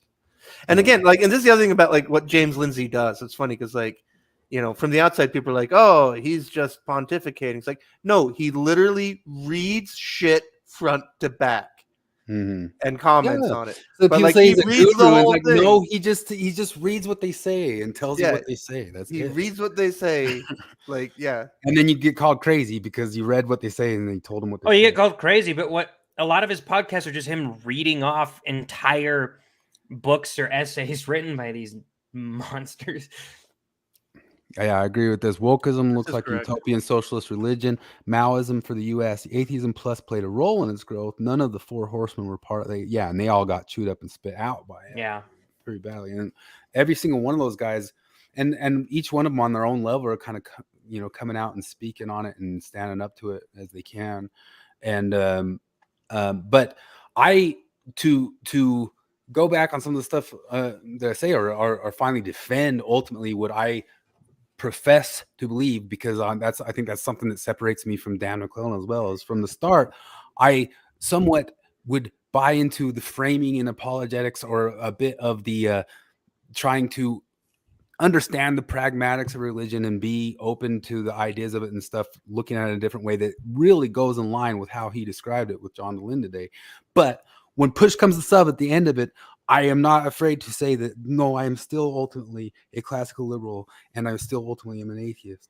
And it's just because I just don't believe, but I still also ultimately believe in a little bit of laws where they're necessary, but it's got to be, the idea is law against the lawmakers and let everybody stay out of everybody's crap, so that Catholic guy can be a Catholic, and that guy, the woke person, can be woke. We brought that up on Jacob's thing. You can go be woke, just get it out of my public school.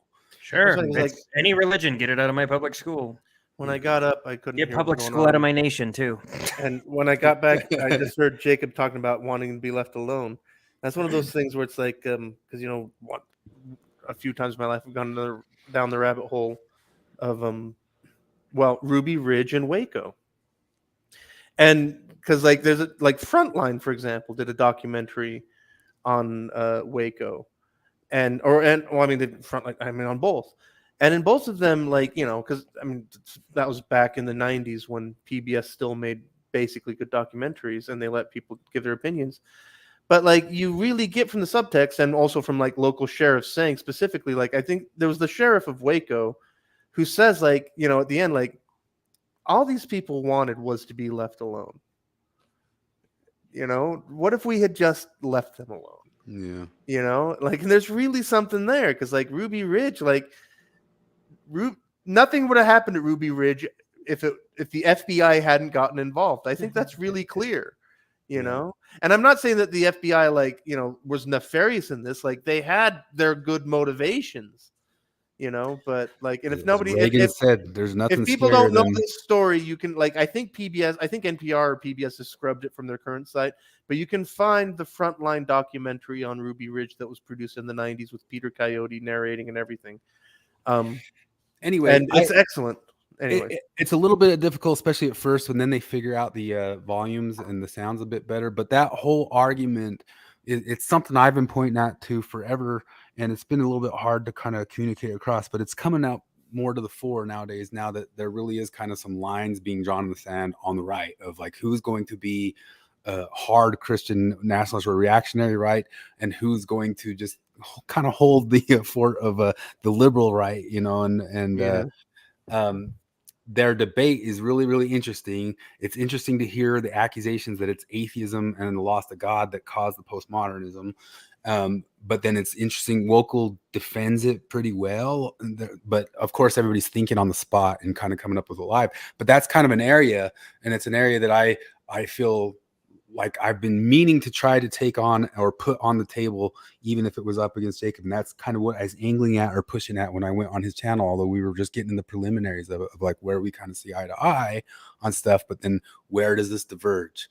And where it diverges is that I hold that you cannot put your politics, religions is politics, that thing that he was saying, that thing right there, I agree, and I'll agree with Jacob that you can't really separate that you're going to vote your religion and all that sorts of stuff. But friend enemy stuff, it doesn't have to be that way. Mormons should view us as friends because we might argue for their right to practice as they view it, and an extreme Christian nationalist, if they got the power, would remove the Book of Mormon like that as quick as they would remove atheism. And I guess you're afraid of that as much as.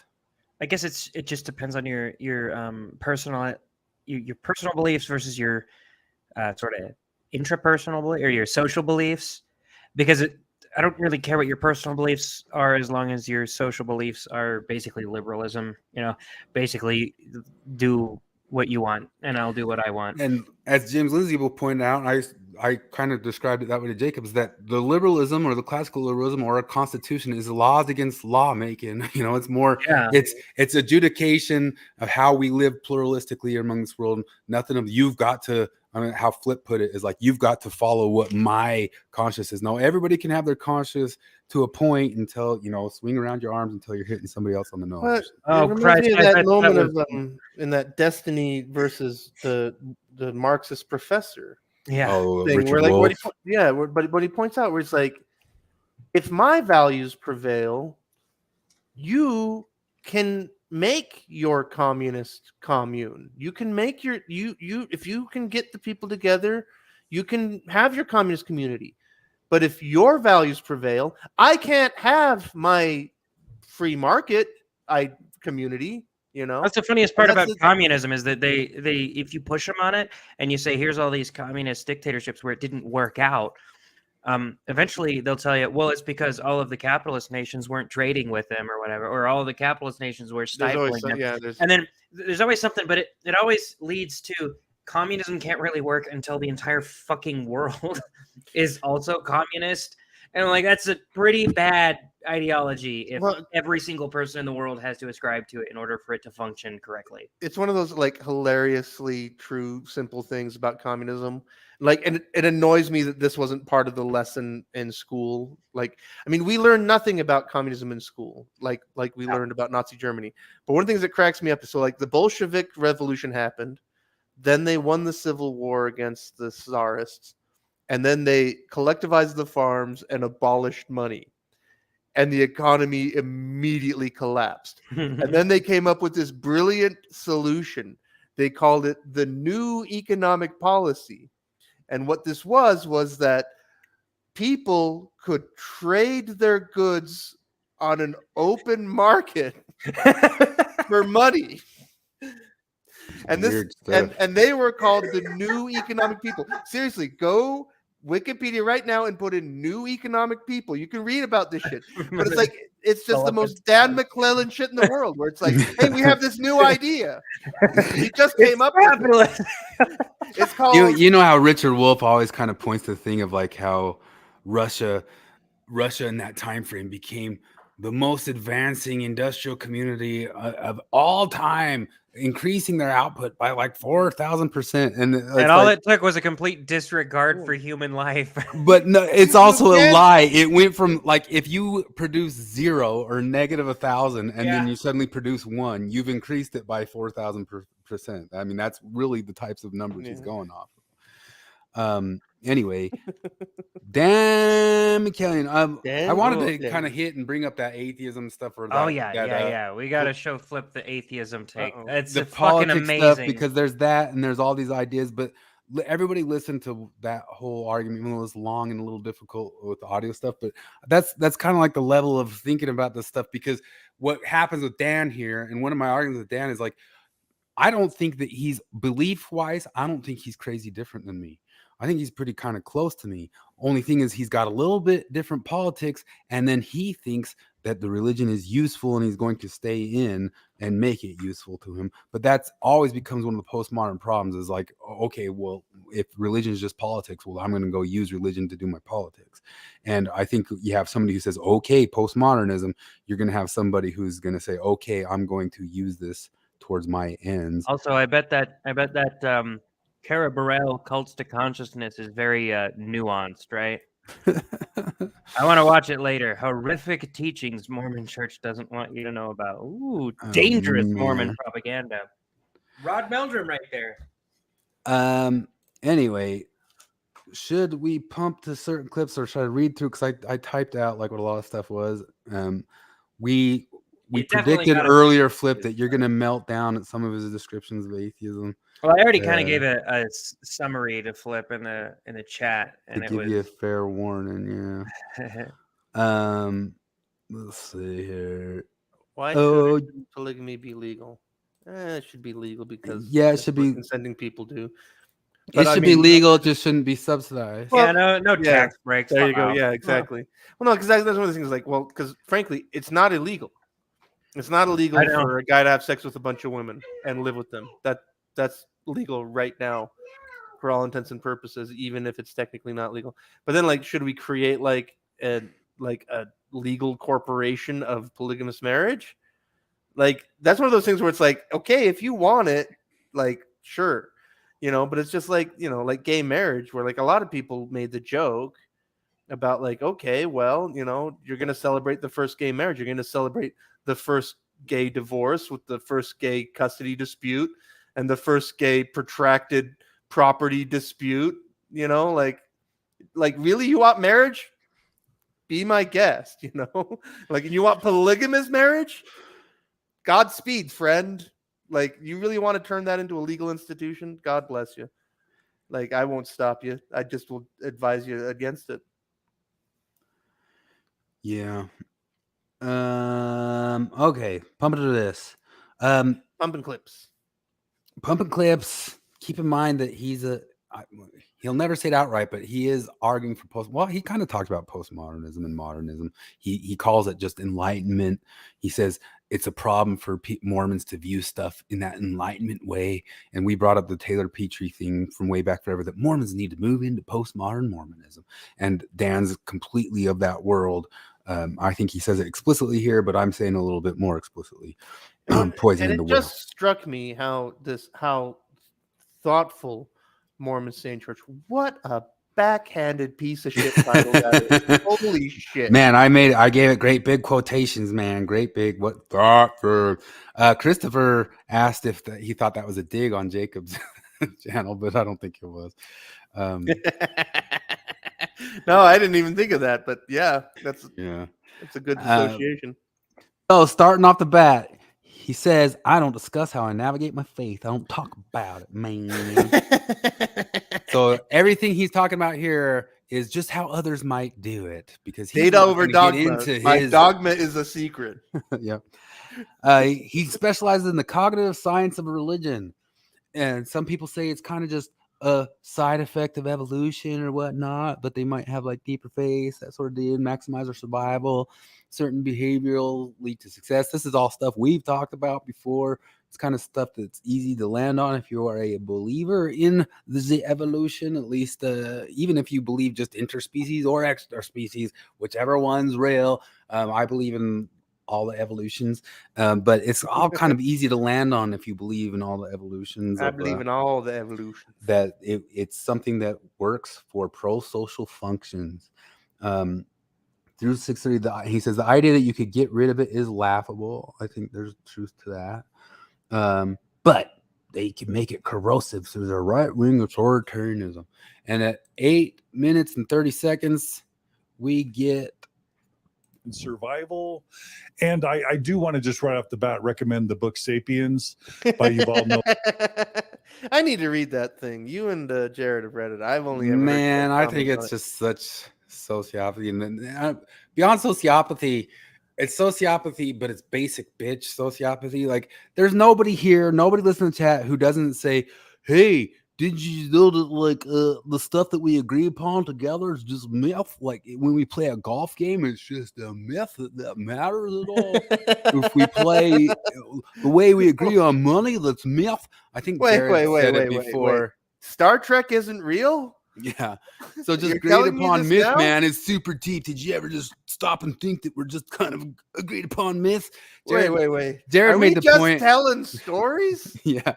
Jared made the point a while back that like a bunch of Harari and even some postmodernist stuff is kind of like 13-year-old thoughts you have laying out on the grass. Only you just keep running with it. Like did you know that the color green might look different to you than it looks to me? What if my green is your red? Whoa, Derrida's true. It's like when people come to me and ask for advice on wine and they say, I don't like wine when it's bitter. And I always want to tell these people, like, you don't like wine. What you want is Kool-Aid and vodka. That's your drink. That's fine. Fuck yeah. Yeah. So we just dropped the Harari reference, Jared. Oh, Harari that does a really good job talking about how religion develops. At least his theories on how religion develops and the importance of story and the importance of myth. Right, like money is a story, everybody. You know that paper money Dr. is just a symbol of another thing. Dr. Nick every time. Dr. Nick is Harari. Yeah, that's Dr. right. Nick, we're going to share our dreams. Let's see. You know, the one I always remember is let me chip you. Let call me put one a chip in there. Call 1-888 Doctor. The B is for bargain.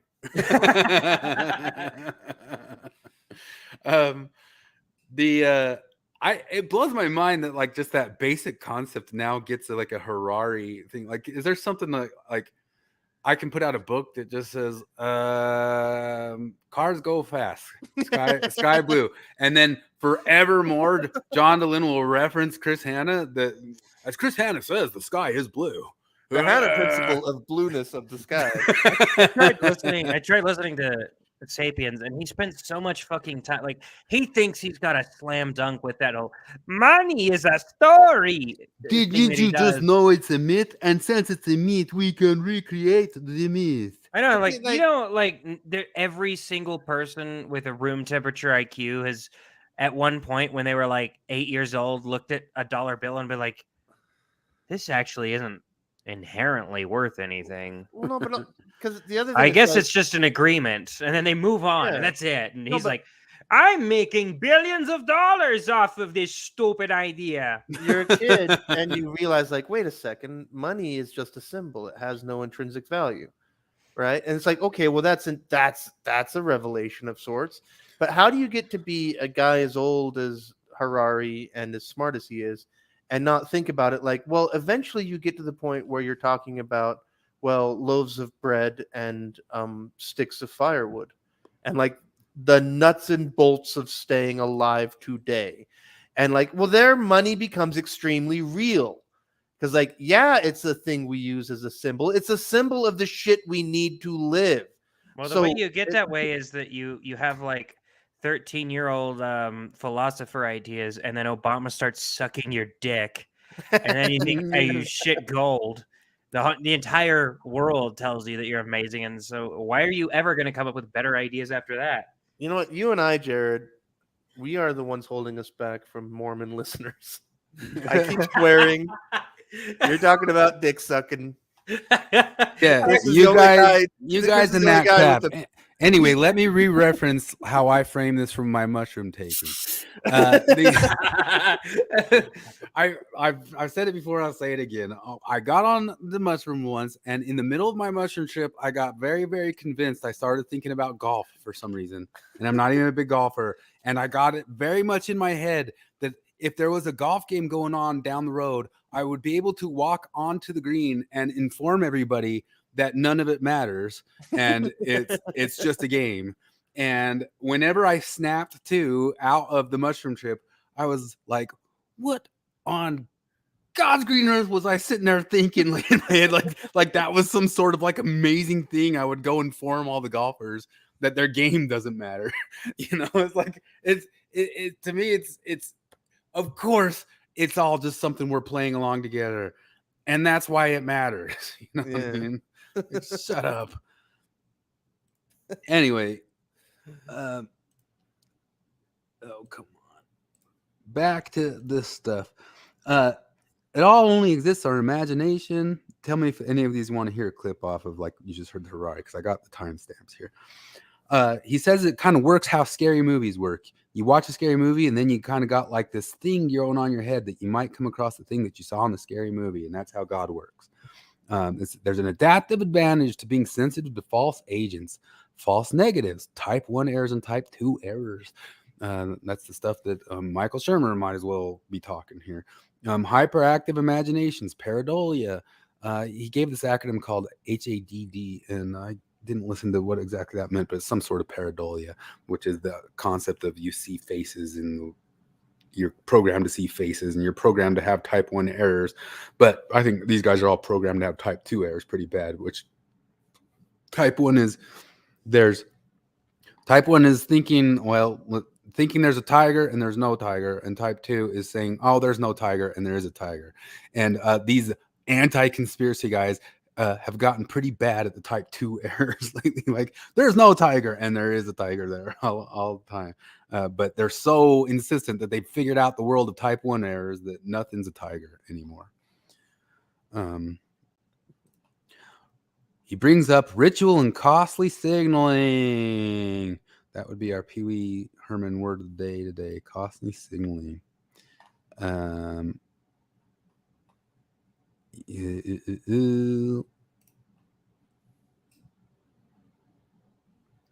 Religions and all that stuff help with cooperation, especially as populations get larger in size. You're able to figure out cooperation faster with a larger population if you know you're of the same religion.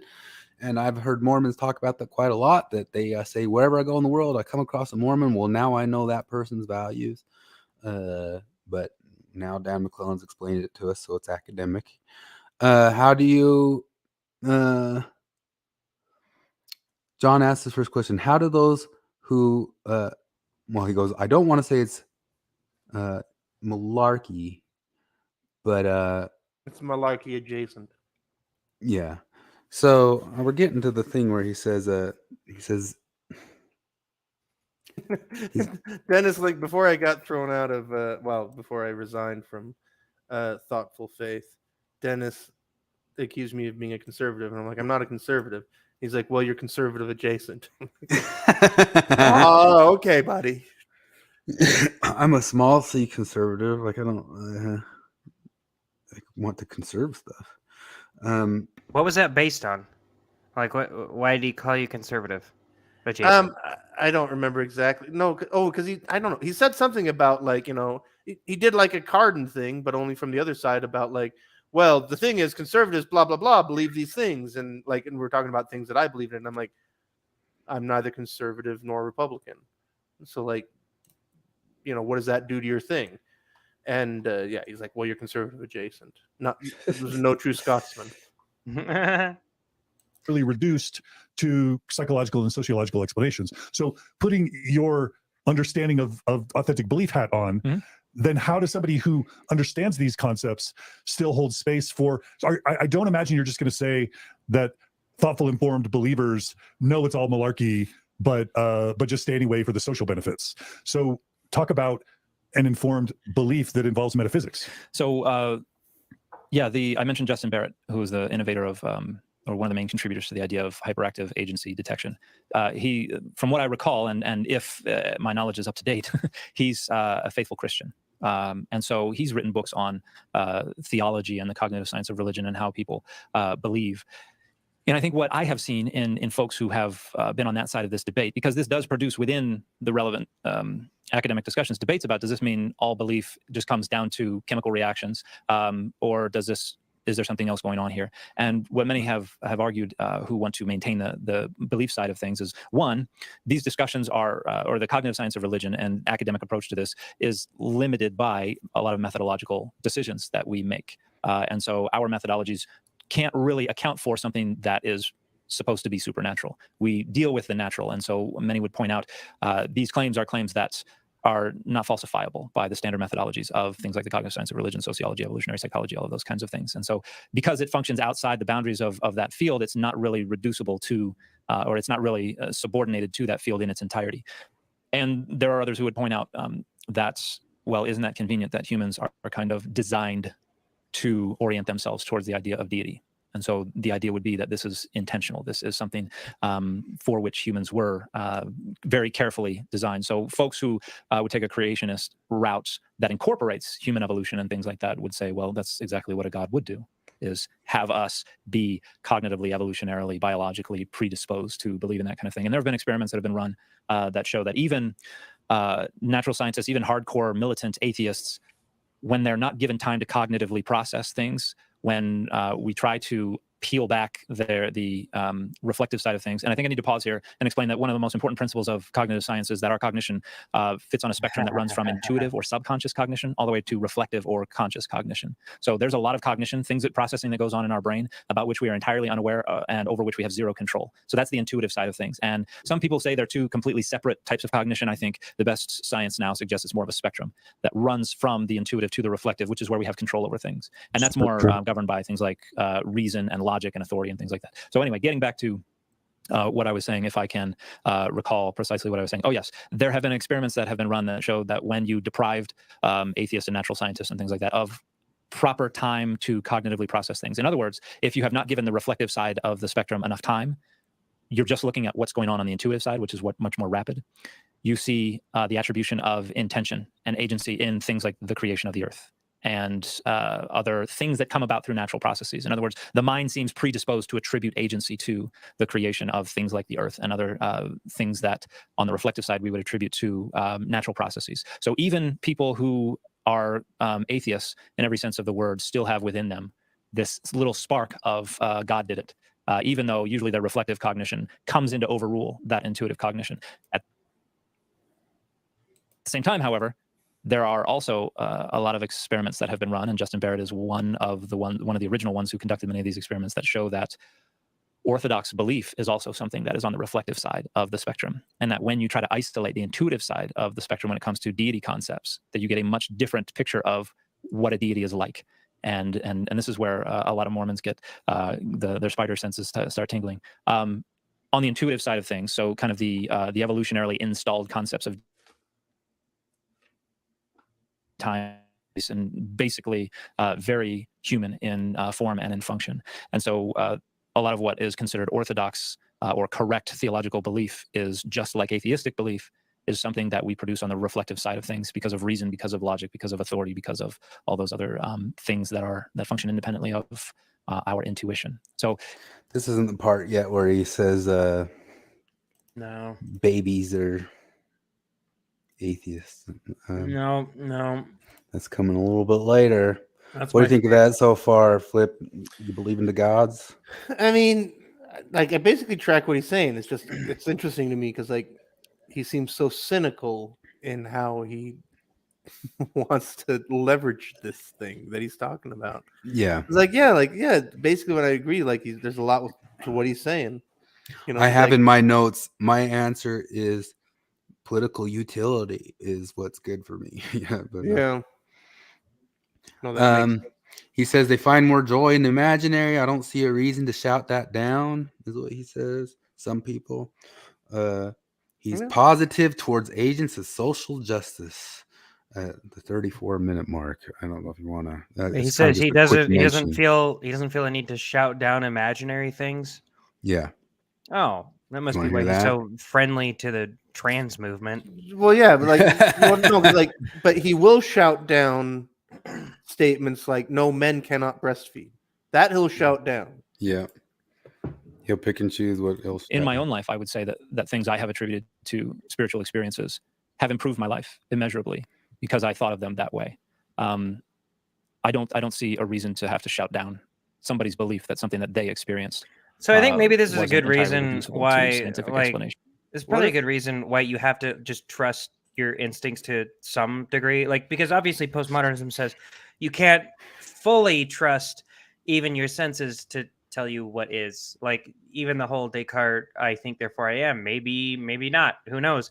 But and obviously there's a kernel of truth to that. Obviously, you can't totally trust everything around you to be accurately represented by the things other people say or your senses that perceive them. But like, at some point you have to have axioms somewhere. Like, because he's saying, who am I to shout down somebody's perceived belief or whatever? And maybe that's the idea that he uses to say that, who am I to say that men don't breastfeed? Like, well, I mean, they don't. It's like, you have to have, I don't know, you have to have some actual belief somewhere. You have to have some actual trust in your senses and the things that people say at some point. And he does. Like, he obviously trusts the consensus and the experts. He only trusts overwhelming consensus. Oh, it's yeah, never yeah. consensus. It's only ever overwhelming. It's kind of funny is that I never hear people say overwhelming consensus as often as I hear him say it. Yeah. Because there's only one specific answer, and it's always overwhelming consensus. Like, I never hear him present a counter argument to any one of his I'm in the middle of this damn McGilchrist book where it was written in 2009, and he's trying to talk about the difference between the left brain and the right brain, and he's coming up with, it's sort of a new way of thinking about the right brain, I guess. And like, rather than saying, like, he'll bring up the arguments against what he's saying, like a lot of the people, and he'll say, this is why I think they're wrong. But he hasn't once said the overwhelming consensus agrees with me. Yeah. And that's all Dan Maclellan does. He rarely brings up data, honestly. He rarely brings up somebody who says something different than how he sees it. He'll never mention, some people view this differently than I do, unless it's innocuous. That's but one of the he goals gets into of it right all this here. kind of Why research not? is to tell people they have to understand their own experiences a specific way. In fact, I think that is a harmful thing, to tell someone they're not allowed to think about their experiences in a way that's more meaningful to them. Again, provided this is not contributing to harm. There it is. I say let them have There it their is. explanation and their understanding, particularly if it makes them a better person. And if it makes him a better person, what do you mean by better person? You mean a more progressive person? Progressive. What if Does like voting for my Trump cause harm? Yeah. what if my belief that Jordan Peterson has good things to say has got me to lie significantly less in my life, go to the gym, Causing harm. and Causing harm. be a more attentive father? Cause harm. Like I feel Harm. like it is causing harm. And many in our audience are going to say, especially if they've left Mormonism or Christianity, they're going to say, well, it's that very harm to marginalized communities that was in many ways the impetus to my leaving. I don't want to address that right now. Just know, viewers and listeners, I will be coming back, because one of the things that my viewers and listeners love about Dan is he's very much sensitive to human suffering and marginalized communities and issues of social justice. So we're going to pause on it because I've got kind of a linear thought process in my mind, but we will be coming back to it. Also, I was worried he was going to cause harm. He's not. They get into theodicy. His explanation for theodicy is one of the same explanations I give, is that like with an eternal view, I don't understand the whole theodicy thing. Like God's an evil God. It doesn't make sense if there's really eternal timeline that God's that evil. No, it only makes sense on a short timeline that God's evil. That's so honestly the problem of evil, like human evil, seems pretty well explained by the whole free will thing. But then the problem of like disease and pain and shit like that doesn't require human agency in order to inflict harm on people. That feels kind of explained by the whole eternal perspective thing that Mormons do. Yeah, that only makes sense to an atheistic thinker that thinks that our life is limited to this world, and so he makes that point. Fetal alcohol syndrome explains Maclellan. How could a just God allow a Maclellan? Okay, so then he says, but even if you think of that eternal perspective, you got to think about this world and the material problems in your liberation theology. I added in those words, but yeah. Delenn asks him about theosis, about becoming gods, and then he talks about how Eliot's thinking really aligns with original concepts of God, an anthropomorphic God that had a body and all that sort of stuff. But he does make sure to throw in there, but he's not reaffirming the Mormons. No. He says we're all irrational. Evolution. It's a fallacy to talk about evolution about moving towards better. It's only what fits. Although he talks about the arc of everything getting better, the long arc of history, and claims to know objectively what better is, even though everything's relative. Can man become God? Today he gets into talking about that's not taught as doctrine today. So he kind of gets into the apologetics of I guess backing up. Yeah, that's what he says. You want to hear him say that? Has that changed that much in the time since I've been out? That's what he's claiming. You want to hear it? Talking about the Hinckley stuff, isn't he? Yeah. You want to hear it? Yeah. He I don't think defends. that Hinckley lying to Mike Wallace counts. No, he defends Hinckley. This is funny. You'll have to listen to it because like Hinckley very obviously just lied. Indubitably. It's right about there. That is the only God with which we have had to do, according to Brigham Young. But there are other ways that Joseph Smith represented God, and this gets, like everything, it's negotiable. For instance, a lot of people will talk about President Hinckley's interview with, it was Larry King, wasn't it? Where talked about as God now is, man may become, as man now is God once Larry was. King, And you were President way Hinckley said, off. I don't know that we teach that. And Wasn't it Larry King? He said Larry King. No, It Mike was Mike Wallace. Wallace. Yeah. I He swear did. it was Larry King. Right around the same time, he talked with Larry King. Larry King never worked. I think he said it both. He had an interview with Larry King. I've never seen the Mike Wallace one. I've seen the Larry King one. There was both. Oh, there was both, and they were No, right I around the wondered. same time frame. Somebody in the chat, correct? Mike Wallace and Hinckley. He for sure. I went on remember Larry King. because I used to watch 60 Minutes as a thing, and I remember watching him lie to Mike Wallace on 60 Minutes. But I didn't. I guess he does. So he did do the Mike He Wallace did. one. He It's also both, did right? Larry King. Yeah, It's both, and I think he said it on both. And first, I see a lot of people misunderstand what President Hinckley was saying. I don't know that we teach that. Does not mean I am unaware of that teaching. It is to say, it does not. I don't believe that we teach that. Now that teaching is at one point it was something that was formalized and I think could be considered doctrine, even though that's a fuzzy category. When I joined the church, for those who don't know the context, especially for the Never Mormons, there was a couplet that was taught, I think by Lorenzo Snow, a Mormon that's prophet, where it originates. Yeah. where he says, "As man is, God once was, and as God is, man may become." Yeah. So God was once a man, and men, if they're righteous and are exalted Mormon, exalted beings, can become God. Yeah. And then I don't know if it was Mike Wallace of 60 Minutes or Time Magazine, I always forget, or Larry King, once when Gordon B. Hinckley was asked about that, because evangelical Christians hate this idea that God was once a man and that man could become gods. It's considered blasphemous. It appears as though Gordon B. Hinckley was trying to downplay and dismiss it, saying that's just a couplet. I don't know that we teach it. I don't know that we emphasize it, I think was what Gordon B. Hinckley said. Yeah. So I just want to give a little background for that. Now, when It's that is just in a thing active, that prophets circulation said. and being promoted That's by all the that institution, is. folks are going to be widely aware of that, and folks are going to treat that as doctrine.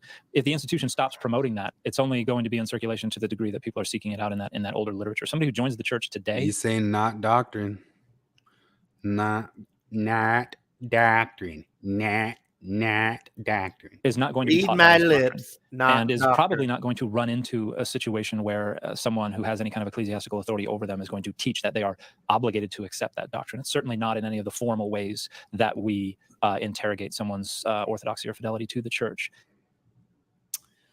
Not doctrine. He says later that the power structures of the church won't let them democratize control. But who am I to say anything about that? I don't think of the Book of, when it comes to the Book of Mormon, it all came from Joseph Smith's mind. I think he borrowed concepts. He says that at 107. He says, I wouldn't call it fraud, but he kind of gets into the pious. It was a big fat lie. Pious fraud stuff, yeah. Then he says atheists have the cognitive dissonances. Ooh. Is that what you would like to hear? Yeah, let's hear my cognitive dissonances. Oh yeah, this is the part. Is it? Mm-hmm.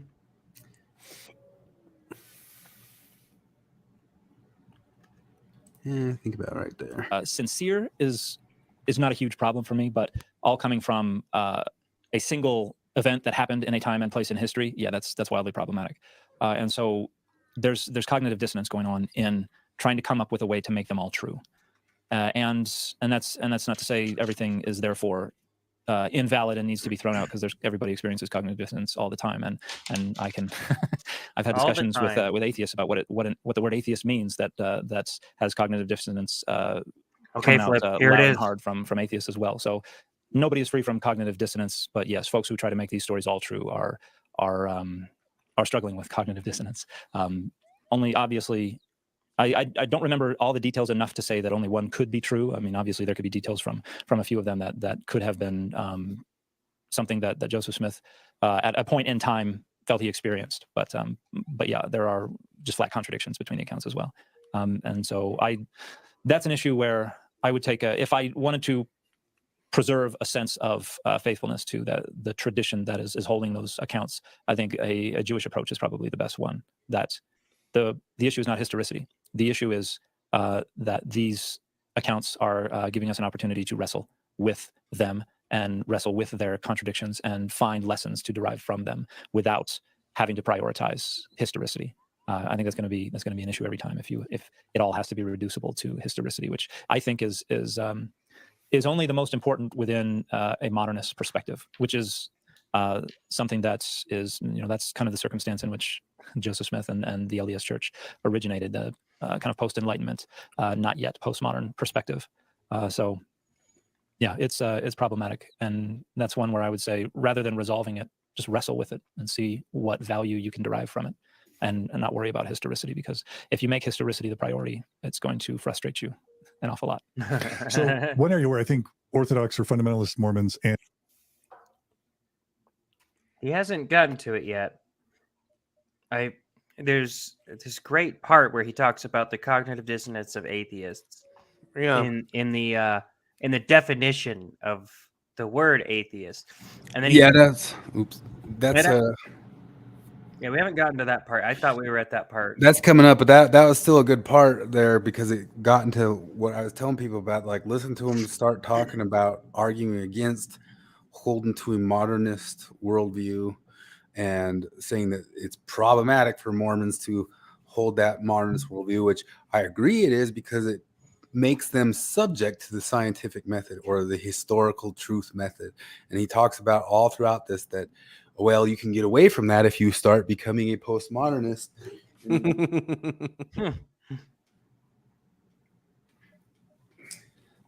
Sorry, Not Charlie, sure what's Charlie's true. being- I have a solution. Make your own truth. Yep. You For can $9.99 start a doing it, month, but I'll make your. then you I'll- can renegotiate. I can show you how to make your own truth. You can Negotiate your own renegotiate, and you self-election. can change Mormonism into not Mormonism, and we'll call it Mormonism.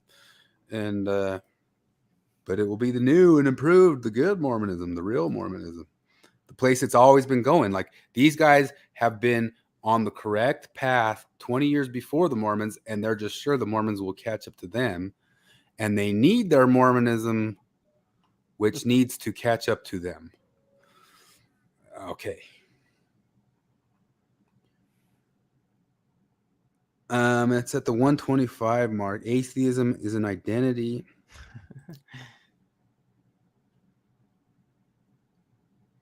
Yeah. So, I mean, that's just a little bit of delving into the postmodern, modern, and pre-modern problems. And atheism is an identity. Let's jump to it. Let's do it.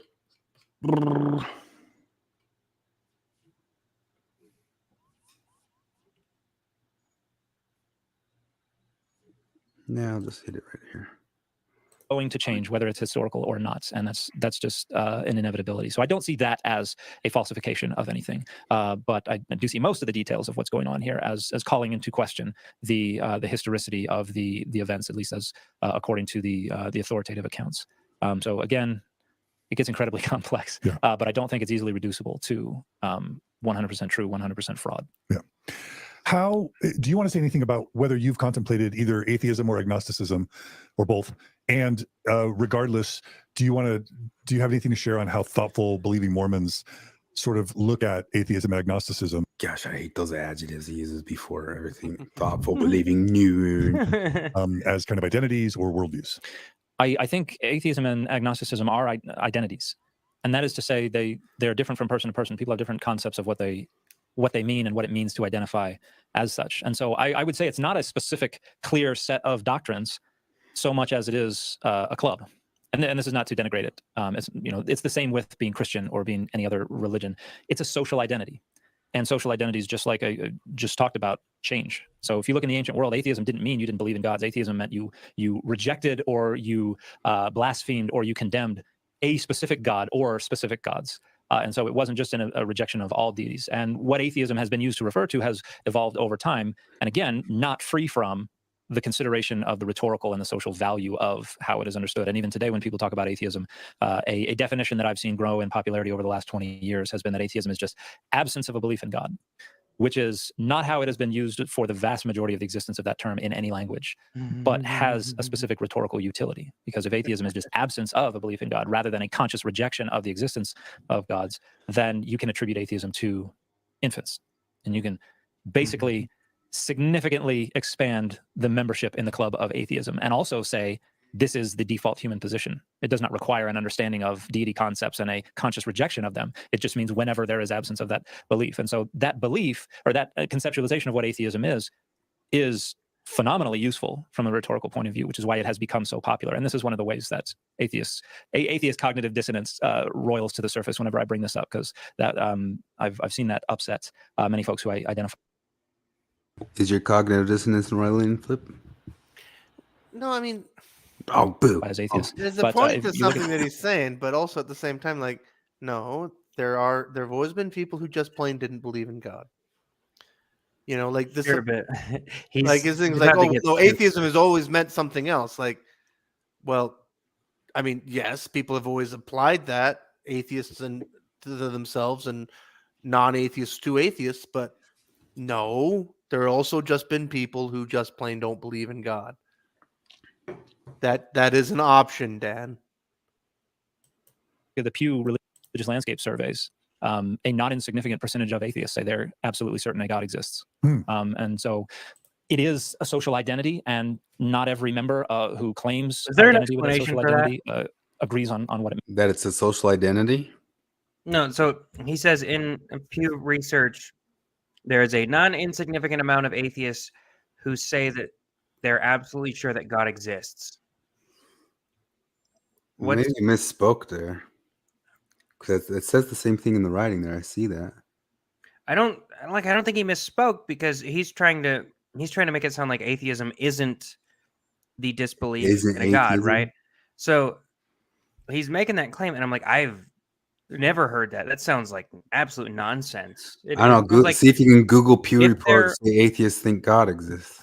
I guess I need to look it up, because that's an absurd thing to say. Yeah, I don't know about and that. it makes you weird. definitionally not an atheist. If you are completely sure that God exists, you're not an atheist. Means.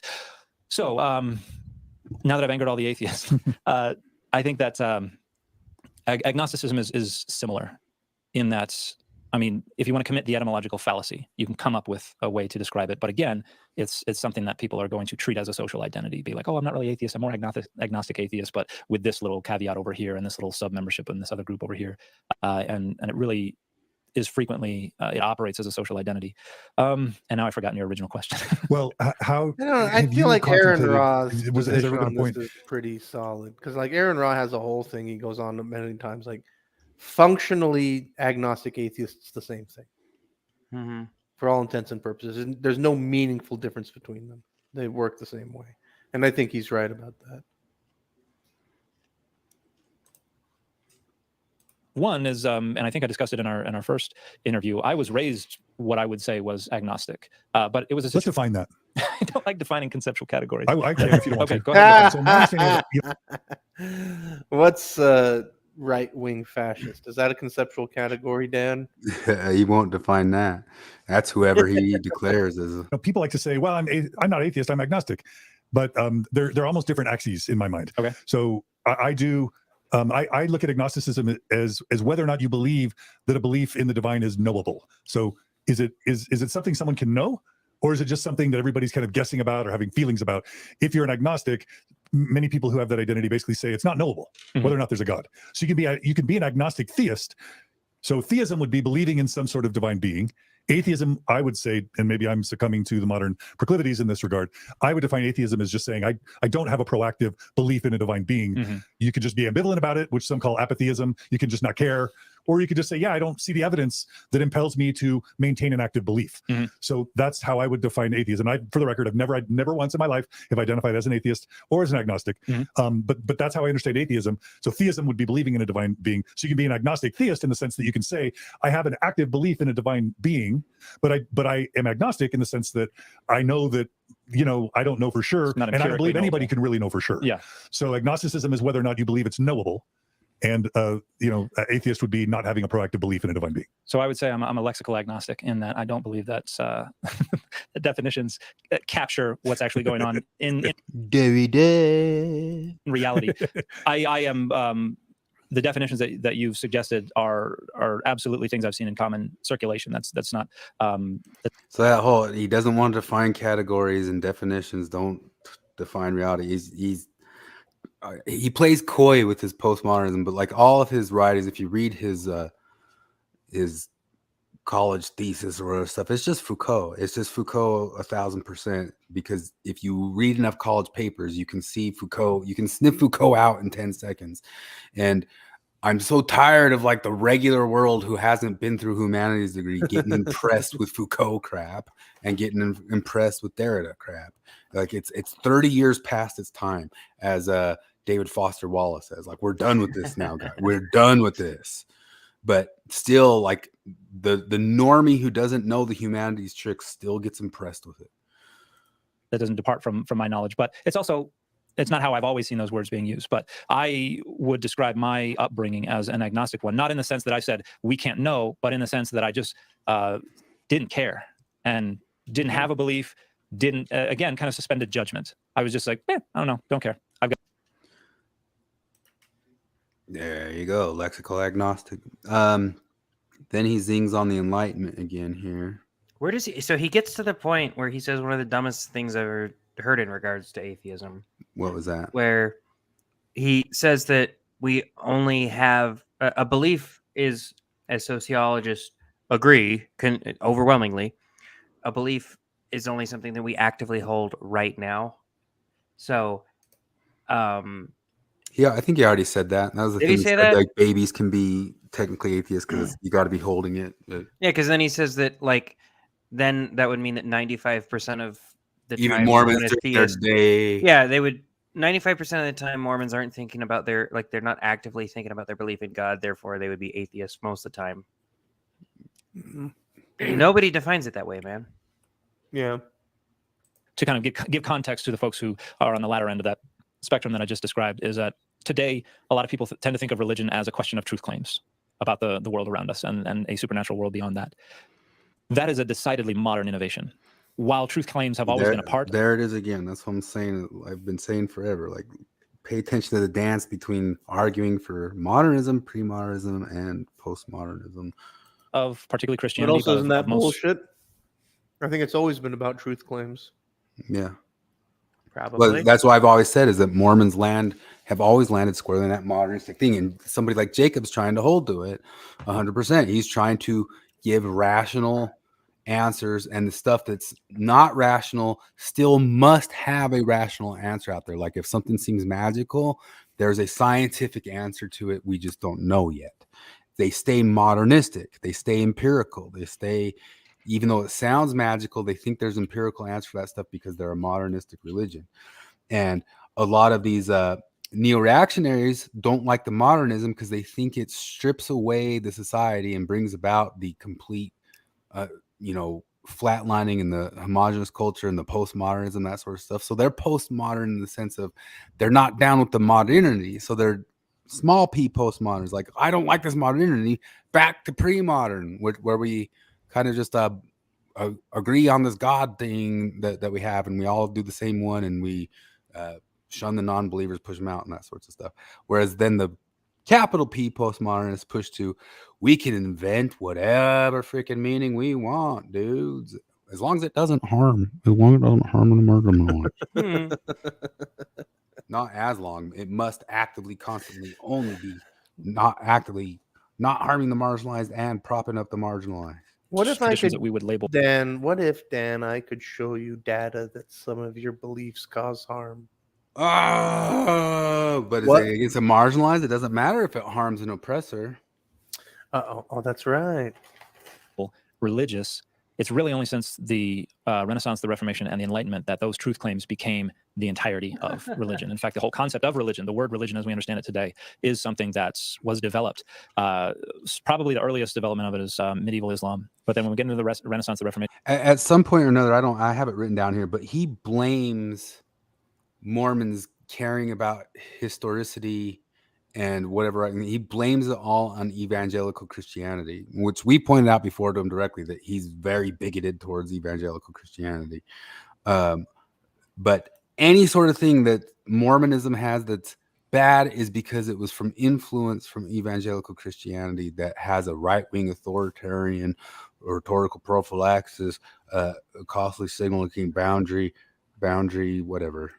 and Enlightenment, we have the crystallization of the concept that we understand today, which is generally a set of beliefs and practices related to deity. That's if I'm going to be forced to endorse a definition, I would say that is how the concept of religion is understood today. But that concept did not exist prior to that.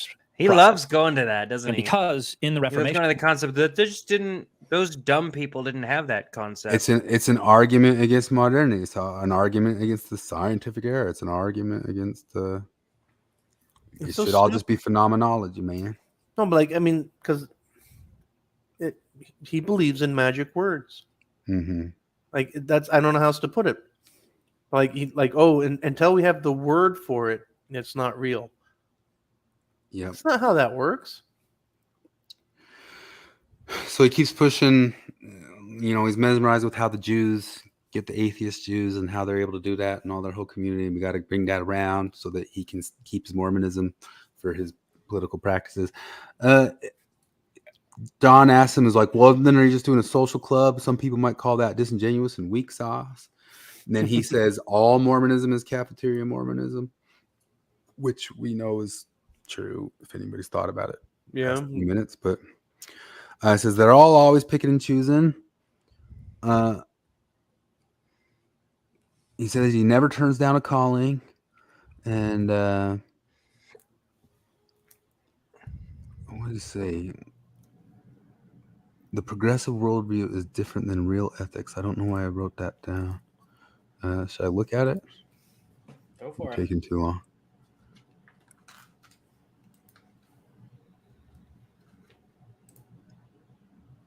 Up to failure. There are all sorts of moral or ethical problems with you having a progressive worldview that's very different than the official view. And I don't think we can argue there isn't an official view. It may change over time, but at any given time, there's a pretty clear sense of what the official view is. And so what about the ethics of that? I can absolutely sympathize with the idea that I've seen expressed a number of times, and to me as well on social media, that there's no ethical way to be a part of this organization because of a number of different factors. But it's not. I don't think that everybody's circumstances and lived experiences are so easily reducible to such a binary. Again, it's more complex than a binary that is almost always just asserted because it makes things easier for us to put in boxes and to think about, so that we can rationalize our own ethical framework or our own morality. And you mean like data and dogma? Discussion. Is that a binary that and we so just? it is. Yeah. It's messy, and I would say that acknowledging the mess and engaging the mess on its own terms, I think, is going to be more productive than trying to reduce and simplify for the sake of putting in boxes that are easy to move around and are easy to get rid of. And yeah, there like is far obviously right an authority fascists. structure Is that that a allows an box? official position to be asserted. Is to it be easy to put people into that box, move them around, and get rid of them? Is that Boxes for me, but not for thee. reified in any given moment. But I think you'll see that is also contextual, and that frequently what is reified is a response to specific things rather than something that is absolutely consistent across all the different contexts and all the different situations. And so I think it is, whichever side of the equation is trying to reduce it to a simple binary is doing so to aid their own structuring of power, their own sense of self-image, their own boundary maintenance, whether that is trying to boundary maintain from the Dan, the projectionist. outside or from the inside. I wish you could just edit this as though he's saying this to a mirror image of himself. People want it's just we all have a proclivity, a natural inclination to try to reduce things to simple black and white and binaries, and we all live such different lives, and we all have such different experiences, and we all our relationships with whatever we consider divine are also different, that I think it does more harm than good to try to assert such binaries, whichever side of things we're on.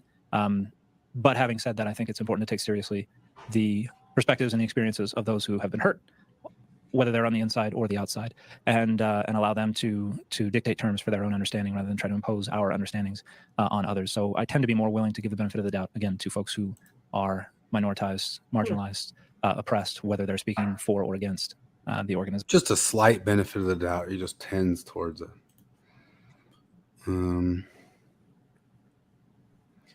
John asks him, why are the prophets sometimes wrong? And what if Oprah, Dr. Phil, and Eckhart Tolle are right? Who should we follow? Oprah? Wait a minute. Are Phil, you and saying Eckhart John Tolle? Dehlin brings up Eckhart Tolle? Yeah. He says, again, that the inerrancy thing and worrying about inerrancy is just a modernistic thing. You got to stop worrying about that, you modernist Enlightenment idiots. Then they bring up faith matters, and they're having some new meeting called Restore, and it's a new path for progressive, deep thinking, very nuanced, very academic, very So it's a direct intellectual Mormons. It's a direct competitor to Thrive. Yeah, well, he's going to go to it. He's going to go and be there. But Brandon Flowers is also going to be there. You going to go, Jared, see Brandon Flowers? I would go to see Brandon Flowers. Well, there's going to be Brandon Flowers, and then it's also a new path to a new progressive Mormon. I'm going to be pissed off, though. I'm sure Brandon Flowers is politically retarded, okay? He loves his music, all right? But every musician I love is politically retarded. Well, yeah, I mean, like John Lennon. Good God. What a dipshit.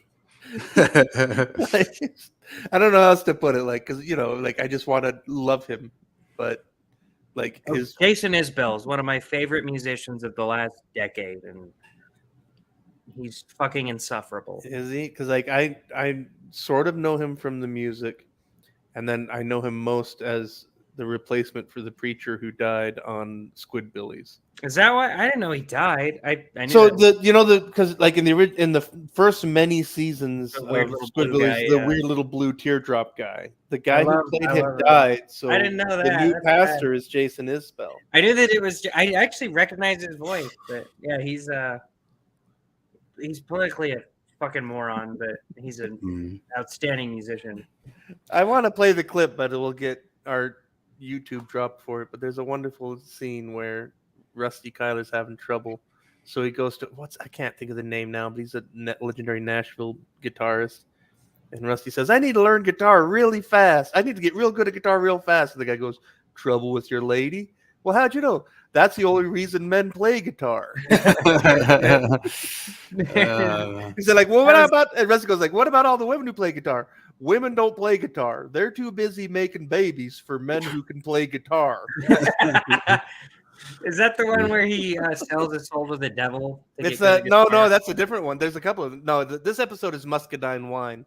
It's because it's when Early and what's Tammy? Tammy is Rusty's half sister and mother of his child. Oh Christ, yeah. But but in the episode, Tammy's singing voice is done by Nikki Lane, who I love. I remember that one. Nikki Lane. The one where they just become the a best Christian thing. rock thing, yeah. Anyway, that was a big diversion. Sorry. Yeah.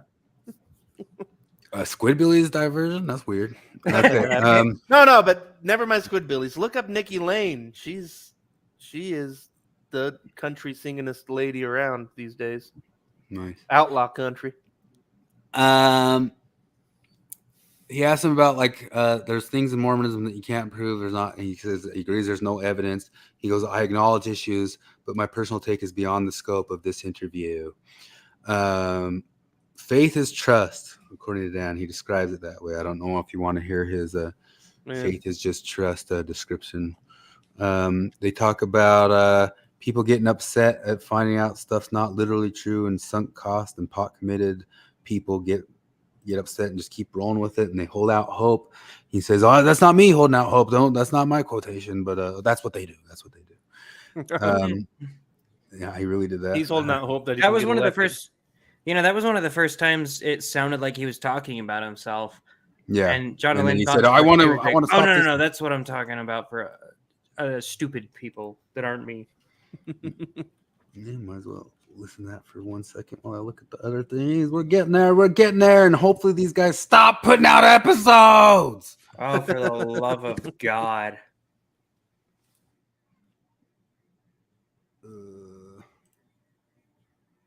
The data don't support the things as they see them right now, but they still want to hold out hope because they have found so much value in the past. And within the LDS tradition, there is a big emphasis put on using past experiences and past feelings of faith to help reinforce contemporary feelings. And so I think that's another way that folks would go about that. And again, if people recognize many different dimensions to the operation of their faith, maybe the truth proposition dimension can take a little more heat before the other dimensions that they value begin to fall apart. Does the Bible provide there's the pious fraud view of Dan Vogel, which is that Joseph Smith, maybe he was conscious that he was engaging in pseudepigrapha, whether with the Book of Abraham, the Book of Moses, or with the Book of Mormon, but that he still believed in Jesus. Mm-hmm. And that's coming up, but we go back and find it. But I don't. Just moving on. He says that. He says, "No, I wasn't. I was talking about the other guys. It was just a little bit before that." He says, Dan Vogel says maybe it's fan fiction and God just put the fan fiction in Joseph's brain. You cool with that? And he says, "Oh, totally. That's totally how stuff works in the Bible all the time too, man. I'm cool with that idea." Then he says, "Well, what do people think?" Some people who are still Christians say the Bible is way more historical by magnitudes than the Book of Mormon. What do you say to that? And he says, "No way, man. The Bible's just as much as not historically true as the Book of Mormon is. So that's retarded. Exactly the same. No, there's a lot of obvious ahistorical mythology in the Bible, but some of the Bible is historical and none of the Book of Mormon is. Well, what? Okay, so as far as the Bible goes, don't we know that Paul was a real person? Yeah. Okay, it's more historical than the Book of Mormon. Although, wait. because Bob Price has a whole thing about Paul not being a real person. Oh well, you want to Look hear one it? these days. So, what can you speak to about that argument that the Bible is orders of magnitude more historical and more credible than the Book of Mormon? That it's false. What? You have, I would say, the Bible covers a broader spectrum of alignment with what we can reconstruct about historical accuracy. There are parts of it that are historical, absolutely. There are also parts of it that are misaligned with historical accuracy as profoundly as the Book of Mormon is. Okay, now, Dan. the Book of Mormon is does not occupy the one side of that spectrum the way the Bible does, except for the Old World beginning of the Book of Mormon. But that it's a difference of I forgot the word. Excuse me. It's a difference of degrees, not of kind. And if you lay out all of the Bible on a spectrum from perfectly historical to ludicrously ahistorical, the Book of Mormon does not extend beyond the where the part of that spectrum that the Bible occupies. It occupies similar parts of the No, spectrum. I at would. least Yeah, on like on I the one agree with side. him So to a point, but like no, the Book of Mormon doesn't go beyond the Bible, but no, like the part where like historical over here, the Book of Mormon doesn't get there, not even close. It's all the way over here in the ludicrously ahistorical section. Yeah, that's he's talking about like. You But it mentions Jews in Jerusalem. That was real. Oh, if you that's mention it- right. Yeah, I guess so. If you mention a single guy, though, like a single guy in the Bible that we know actually existed, yeah, Herod. That's more historical than the Book of Mormon. No, like I mean, it's one of the problems with the Bible is that there's two versions of the Gospel that say which tetrarch Jesus was born under, Herod and Quirinius. And I don't remember the details, but there's a 7-year gap between them, which is like right there. There's a major problem with the historicity of the Bible is that depending on, I think it's Mark and Matthew. I could be getting that wrong. But the ones that say which Roman tetrarch was in charge when Christ was born, one of them died 7 years before the other one's reign began. I can't remember which was which, but yeah. my curiosity on prioritizing what the data indicate, and there are not a lot of stakes for me to share what the data indicate from the perspective of a cognitive scientist of religion and a biblical scholar. So I think positionality has a lot to do with it. And so I cannot climb inside the minds of these men. I've spoken with many of them in the past and have come away usually with more respect for them as a result of those conversations. But yeah, that's a burden that I would not wish. He's talking about the historical stuff again.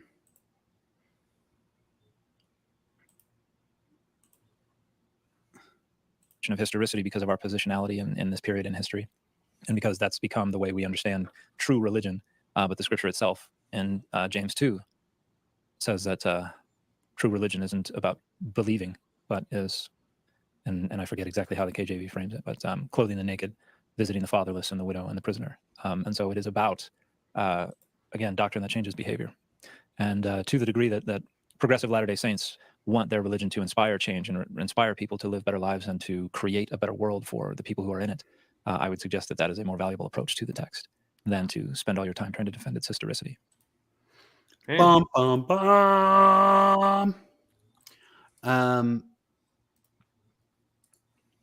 Then he goes into several different areas that are problematic. Treasure digging. I'd say every one of these he kind of just gives a shruggy shoulder answer to. Like, well, I don't know. Yeah, it's a problem for some people. Treasure digging, magic versus religion, polygamy and its harms, priesthood, witnesses and Whitmer. I mean, this is going across. Now we're zipping past like 10 minutes of time, but he really just kind of listens and says, yeah, those are problems. Those are problems for people. And then John says, it's almost like you're inoculated against this stuff because you realize everybody's a fallible human being, taking it from a truly academic biblical perspective. He goes, well, I wouldn't call it inoculated because that calls the church a virus. It says the larger church gets, the more fragile it makes a church. They ask him on the scripture mastery thing about talking to other sheep in another part of the world, and he says, well, there's no evidence for that.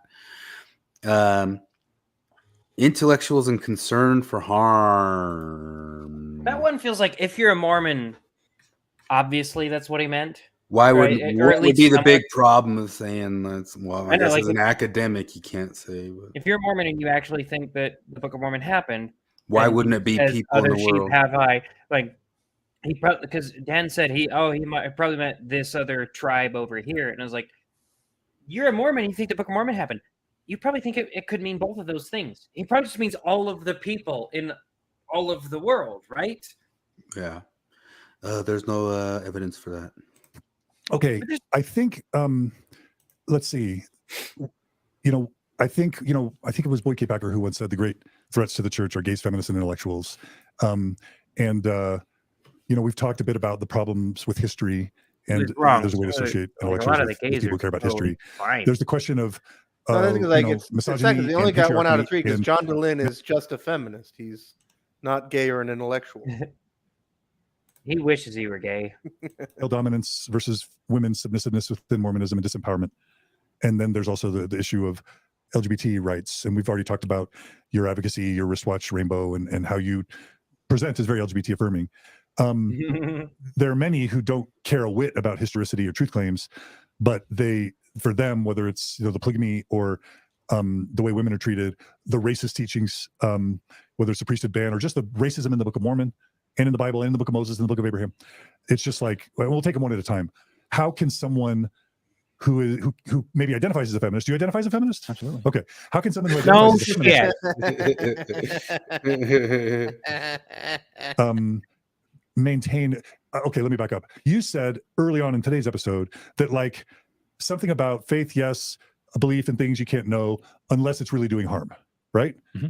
Do you want to restate what you said about the stipulation of unless it's doing harm as it relates to religious commitment or adherence? Yeah, I think I was saying that that's going beyond what the data can show and deploying faith as a means of interpreting the text and understanding the nature of God and things like that. As long as that's not being done to contribute to or further harm to others, I don't have any concern with people doing that. And so I think it was a way to suggest that people need not rely solely on what the data evince when it comes to religious belief. But I think that once we stumble into causing harm, that's where it becomes problematic, and we need to probably. He asked him if he was down for the releasing the women's ban on priesthood and the black ban on priesthood. He said, yes, that causes harm. That stuff is bad and needs to change. Obviously, a welcome change. I think it's obviously better late than never, but it could have been sooner as well. And unfortunately, we are still a church that aligns a lot more closely with the conservative end of American Christianity, of evangelical Christianity, which has itself been committed to a brand of white supremacy since before the priesthood ban ended. And I think that was one of the areas that we pushed it home, which like I don't get like where he. When did the concept of white people begin, Dan? Because like how could there be white supremacy before there was a concept of white people? Yeah, he goes hard all the way on the white evangelicals, and I think it's his way of like diverting attention from the Mormons a little bit, and then he leans into the concept of the Mormons can be an otherized, oppressed, minoritized religion, and that's all kind of something we can gang up together all together against those evangelical Christians, guys.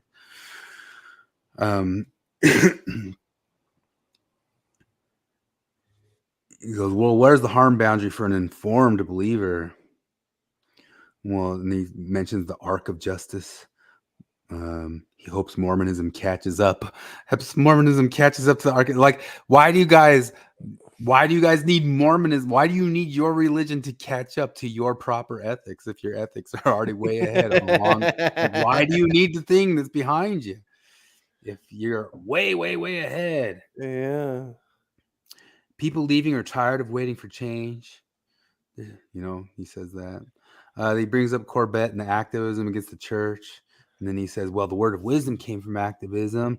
Why do you wait for change in the church? I don't understand that. Like, if there's a fatal flaw in the morality of the church, why do you stick around? If you are ethically and morally ahead of it, you're already saying that you don't need it. Like, you're ahead of it.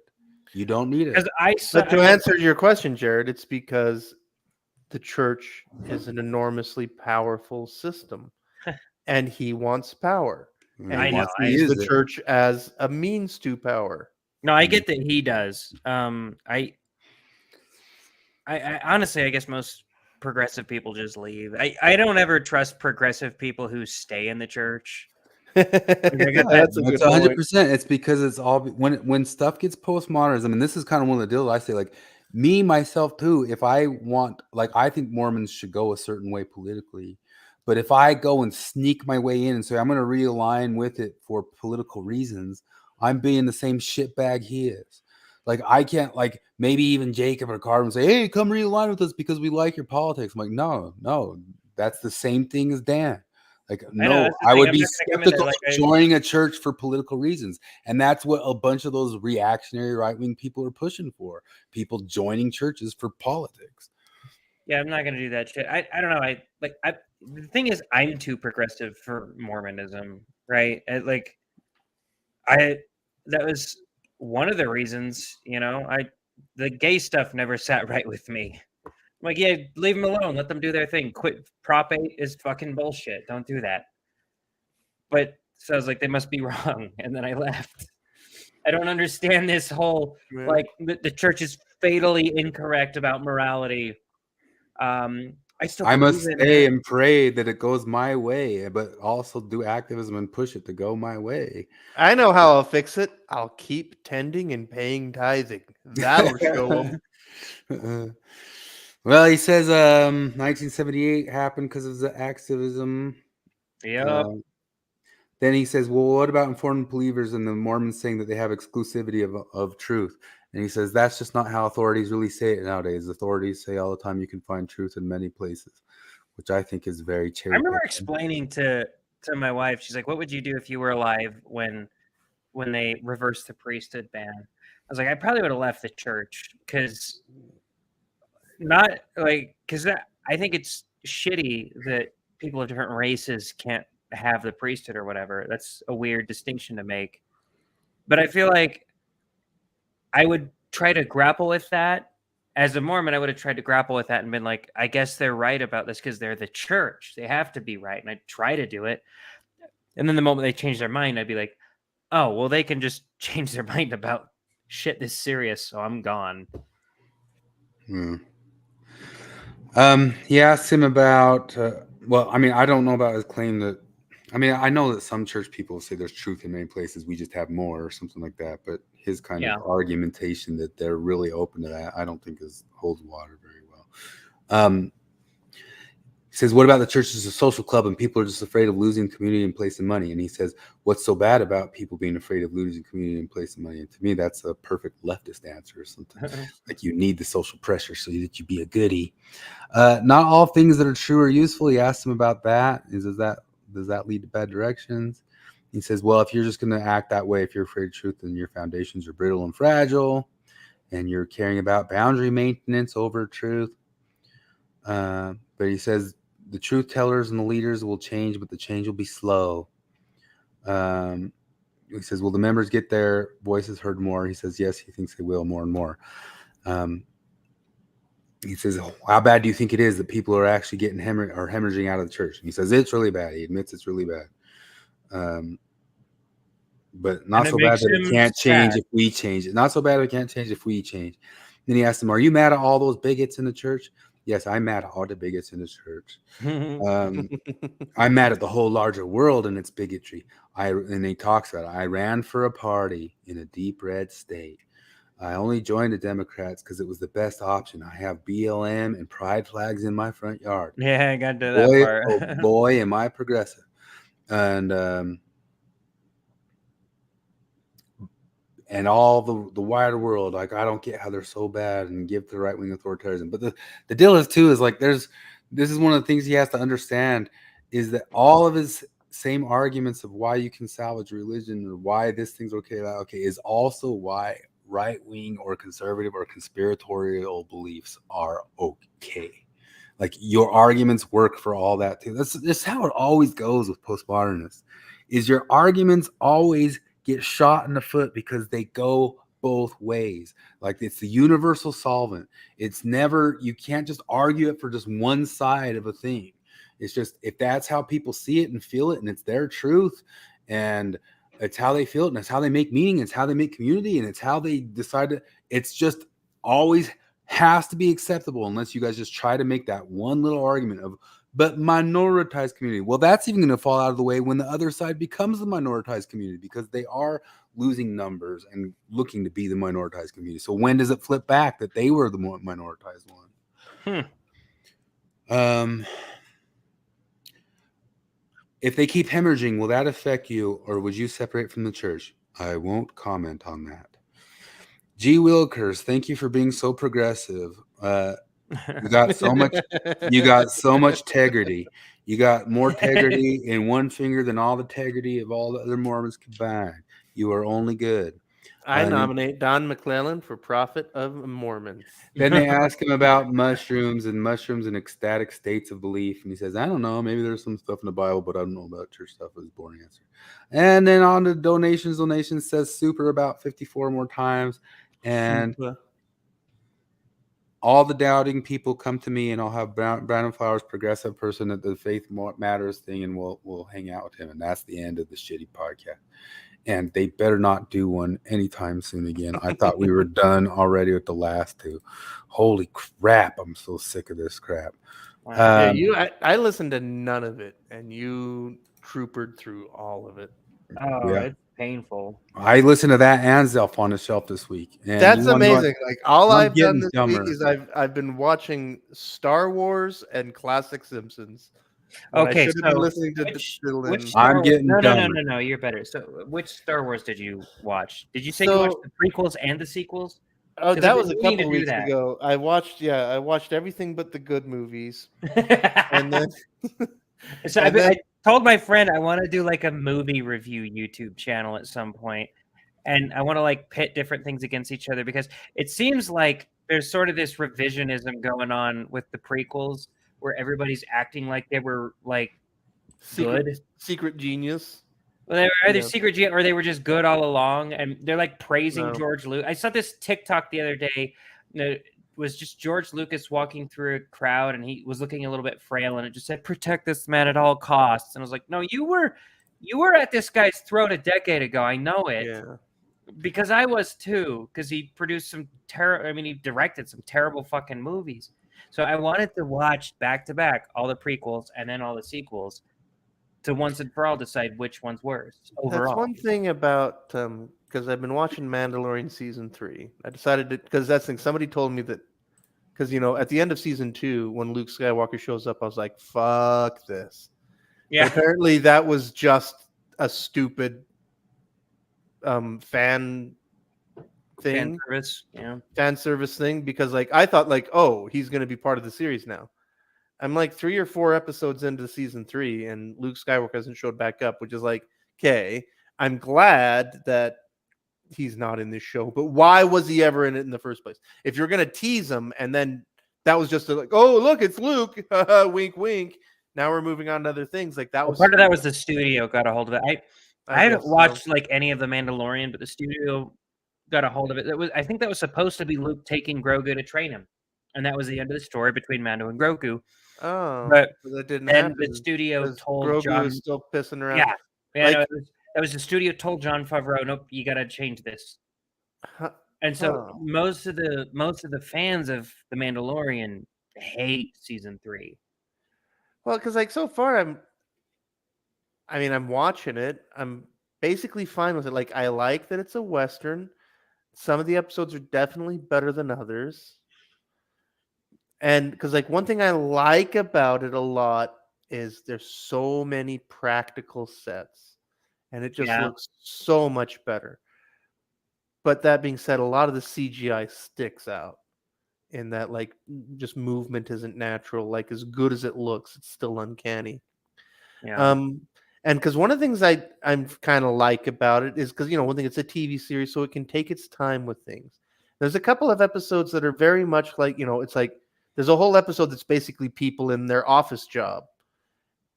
And they're like, and it's like cubicles. And I kind of like that because it's like, oh, yeah, this is the behind the scenes nuts and bolts of how the Star Wars goes along. But then on the other hand, there's also just a lot of like, I don't know how to put it. Just why? I don't know. So like, I don't know. It's not great. It's not terrible. I basically like because the thing what makes Mandalorian good is that you like the Mandalorian. The character is good. Yeah. You know. And it's plays out like a Western. Those are the good things. But yeah, I don't know, because there's also you run into shit where it's like, really, why do we have to do that? Have you tried Boba Fett yet? No, I've heard it's bad, but I don't know. But that's the thing about all these shows. They are all kind of like, why? Yeah, Why they're even like- take your time with yeah, it? like it's, I know that's with Boba Fett. I tried I got like 3 episodes in, and then I didn't even finish the third. And I was like, this is just boring. It's Yeah. not. I wanted to. Everyone said it was bad, and I just wanted to watch a bad thing. Yeah. and it wasn't even I fun. don't got time to watch bad things, and I still end up watching some not on purpose. I mean, I try to find good things, but like if I know something's bad, I don't have time to even try it. Well, the bad lately isn't even like fun bad. It's not like watching Troll 2. Yeah. It's like I don't know. Yeah. We tried watching Black Panther 2 and Ant-Man 3. boring. They're not good.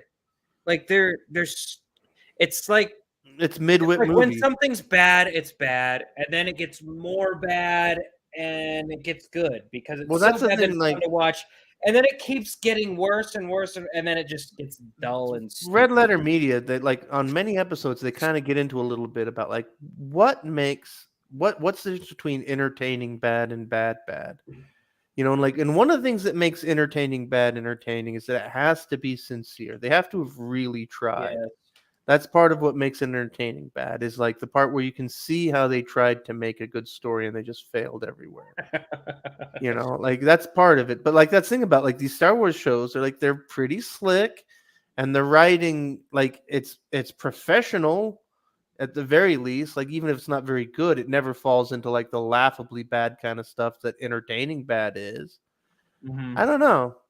I kind I of watch. will never watch any more Star Wars shit ever. Like I watched a little TikTok video that made fun of what if Empire Strike Back happened today and there's Yoda dying and he's like, "You're the last one, Luke." And then it goes, "Wait, except there's this lady called Ahsoka." Yeah. And then, oh wait, there's this little thing that Well, kinda like, looks see, to be that's called one of the- Drago. And then there's this other guy who That's one of the things that the prequels ruined, and that all this other stuff has been exacerbating. Which is like, well, Luke wasn't special; he's just another one. Like, Well, it they turns ruined out- part of it because there's that line that Han Solo says, "It's just some stupid ancient religion or whatever." Yeah. Ancient. You were like 13 when all of this went down. Well, that's one of the things that really bothered me rewatching the prequels. Was like in episode 3, there's a scene where Yoda is on Wookiee planet, and he's like, "General Globba Glob, you fought bravely, and you, Chewbacca." It's like, and like We 'cause, didn't like, do first it was like, anything different. Why You- do you have you- to be there? And then also like, wait a second. So in episode you gave 4, me props this week for hammering through something boring of people trying to rescue something that's just dead. But that's all you did. But I did it half. I You kind of sat and watched people trying to hold on and rescue something that's just dead.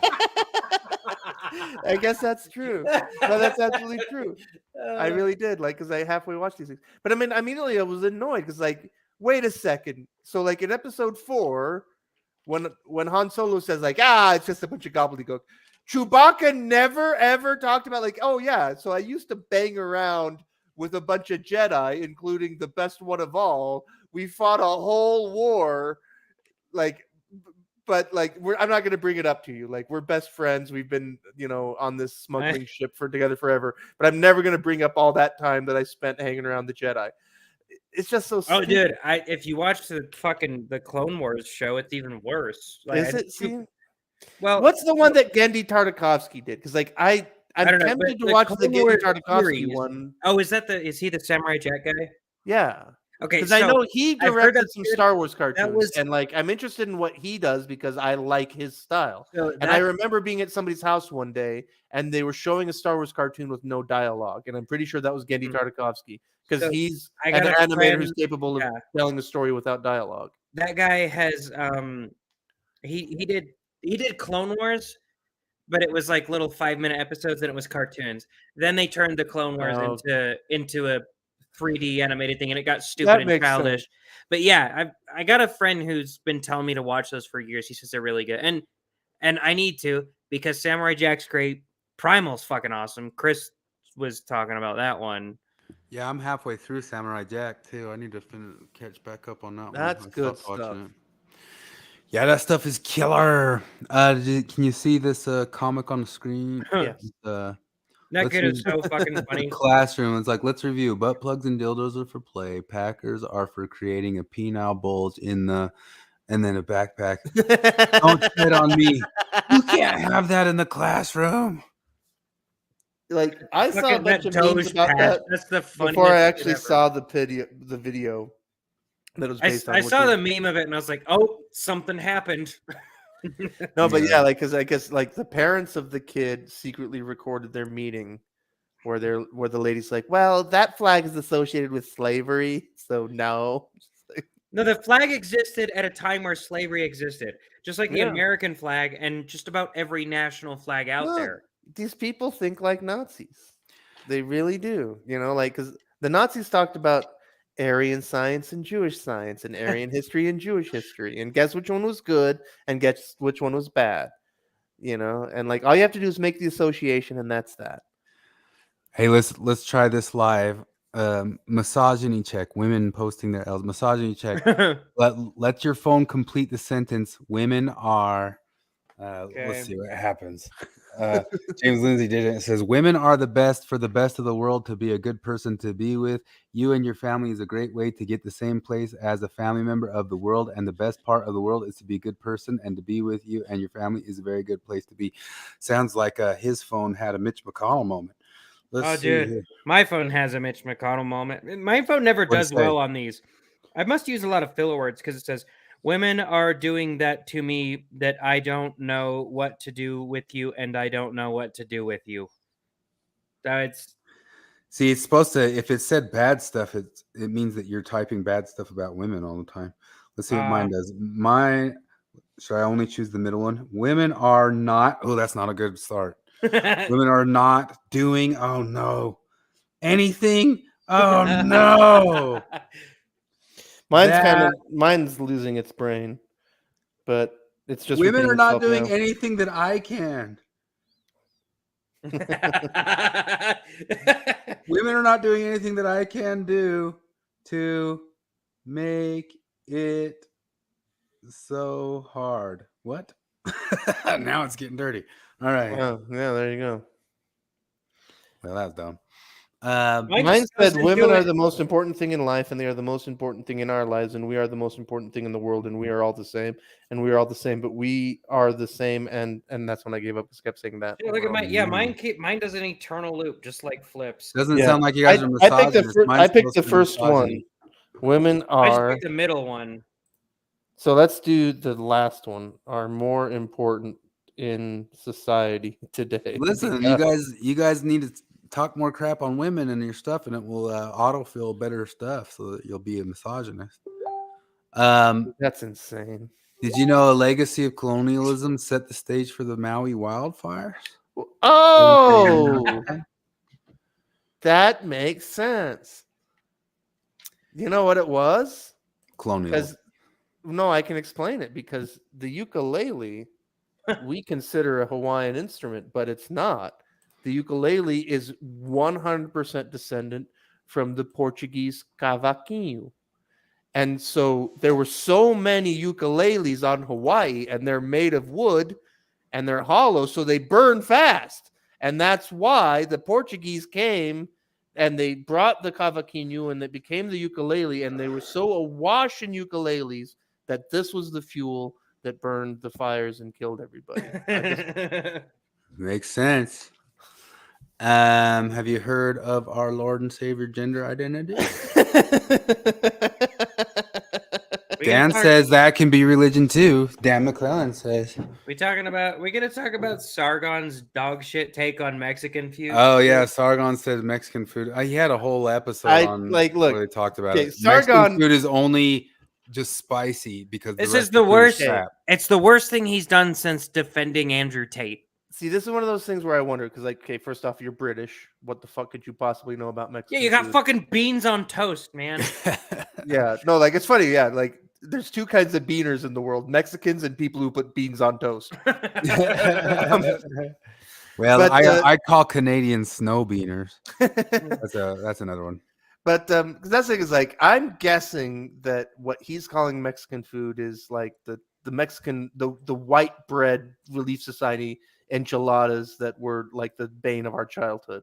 I don't know. And Well, he called granted, it, that like, stuff's pretty slop. crap. There it is. Mexican food is absolutely atrocious, though the chilies are there to hide the taste of poor quality ingredients, not enhance the flavor. Like, because first off, like, fuck you. You don't know anything about chilies if that's what you think that chilies are. And especially what Mexicans can do with chilies. Because there are 8,000 varieties, number one. And then all the things they do with them and the richness of flavors. Like, you don't know what you're talking about. Yeah, he was absolutely wrong. Extremely wrong. Oh, Jared, did we even talk about why you were a weenie? You are a weenie. I am a weenie. He got called a weenie by Jim Bennett. Kind of He's out the of weenie nowhere. master.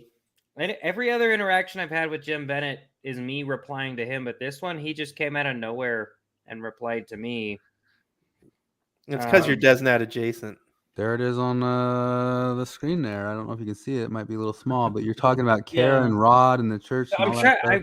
I can't remember the exact context. I can't remember what I was responding to. But yeah, basically, it was a post about Dan Maclellan, and somebody was saying something about him being a faithful believer, and so yeah, I said that. Oh yeah, the guy was asking who was the last faithful believer he had that wasn't a progressive, and I said Rod Meldrum, and it's not really an interview; it's just a struggle session. Just Lynn and Kara trying to get Rod to admit that the church and prophets are racist and all types of bigotry. That type of thing makes faithful members not want to do interviews with him. Also, faithful member is not a term I would use to describe Dan. And Jim Bennett, that's because you're a bit of a weenie. He's showing us how to do internet discourse. This is the paragon that's of been his mission forever. But like, I'm like, are we on properly Jim do Bennett's radar? Yeah, right. So, I don't know, because he reads all the fucking comments. Yeah, but I don't think he watches stuff. I don't know. If he could, he would. I mean, think. well, He's- just 'cause he is I think- anything involving himself, he's No, it's true. obsessed. I mean, that's with, things like man. I had one interaction with him on Facebook. He said Jordan Peterson is kind of a weenie. I said, well, you're kind of a weenie, and he immediately blocked me. It was perfect. No, so He didn't block I me was on put up with YouTube him yet. more after that. Like he told me that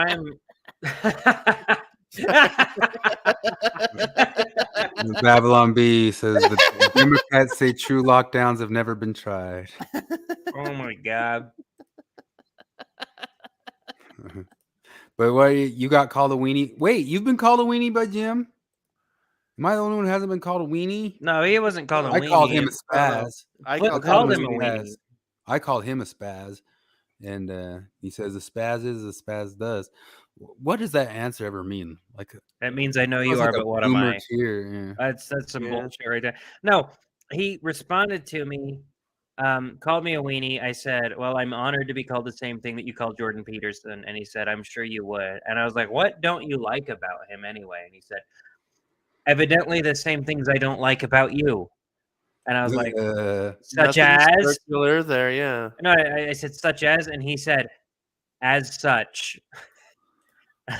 Okay, man. Wow, he's a powerful thinker. That's I think what he doesn't like about Jordan Peterson is that liking Jordan Peterson would shift him away from the progressive paradigm. yeah, no, exactly. His religion tells him Peterson's. Has everybody seen all of Dan McClellan's degrees?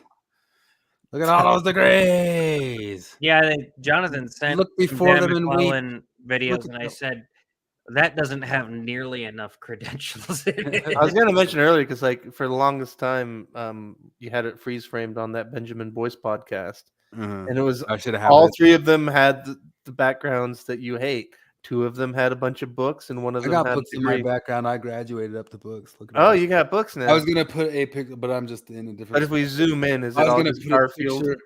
Yeah, I was gonna put a word there that said bucks, but none of them had guitars.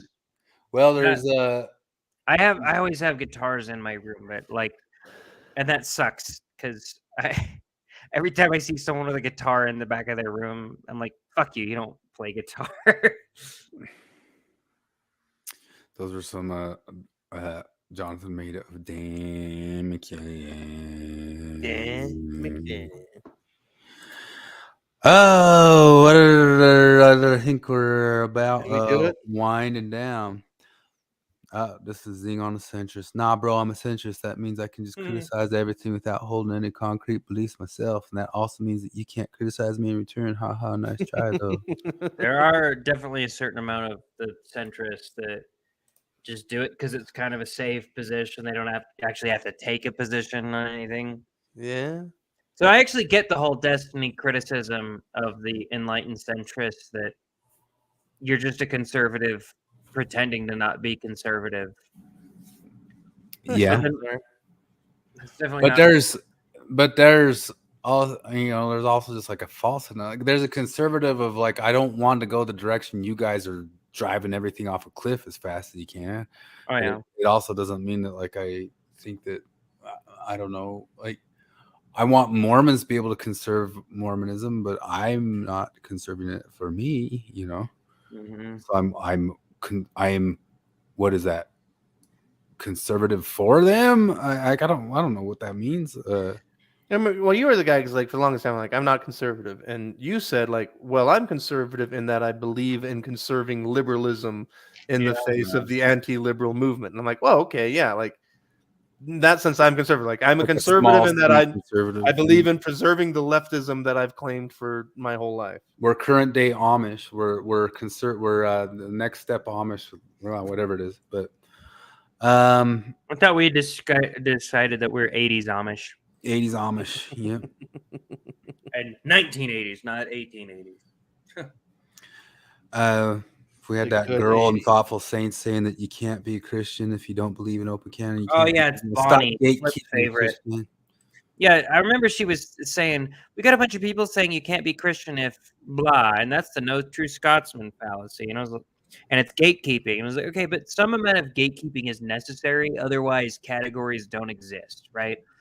Because, and I even said, like, what if you say you can't be Christian if you don't believe Christ is your savior?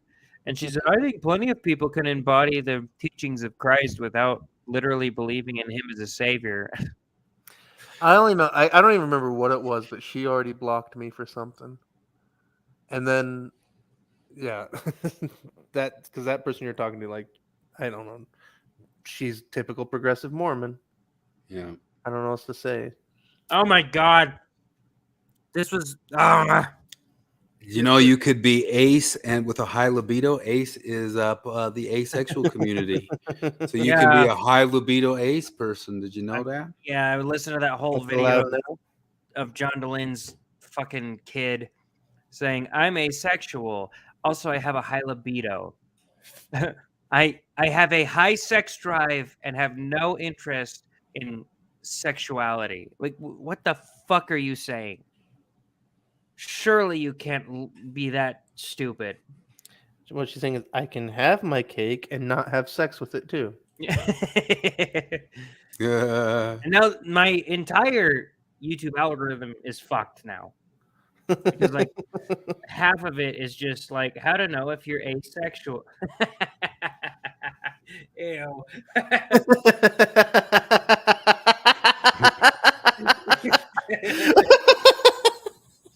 Gotta look at the screen for that one. I guess I can't really describe that one. Yeah, no, that's That's amazing.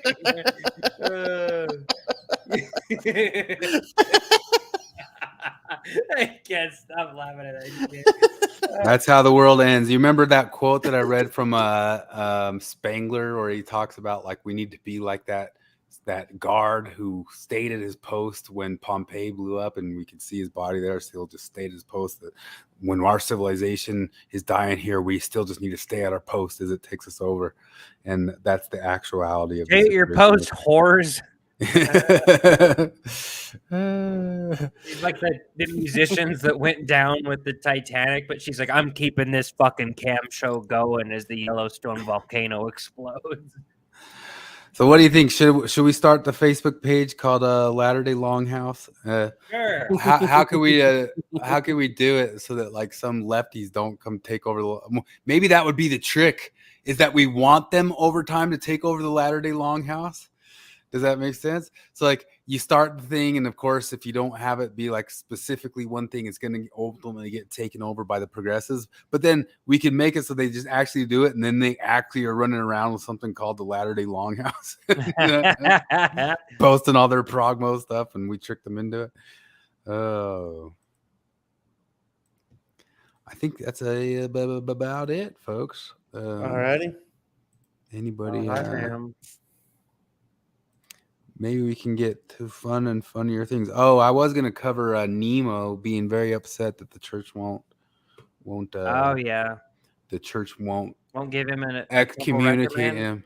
He says maybe we'll cover that next time. He says the church will never excommunicate me, and then he also is bitching on that stream about how they won't give him a temple recommend. They're like, yeah, you're constant. There's no way you actually. There's no way you actually think this is a bad move on their part. Like you have to be being insincere right now, right? 100%. I mean, he even kind of like admits that he is, and then you don't believe in any of this. You're constantly on the black and white thinking of claiming that like you either get a temple recommend or you should be excommunicated is not how the church works at all.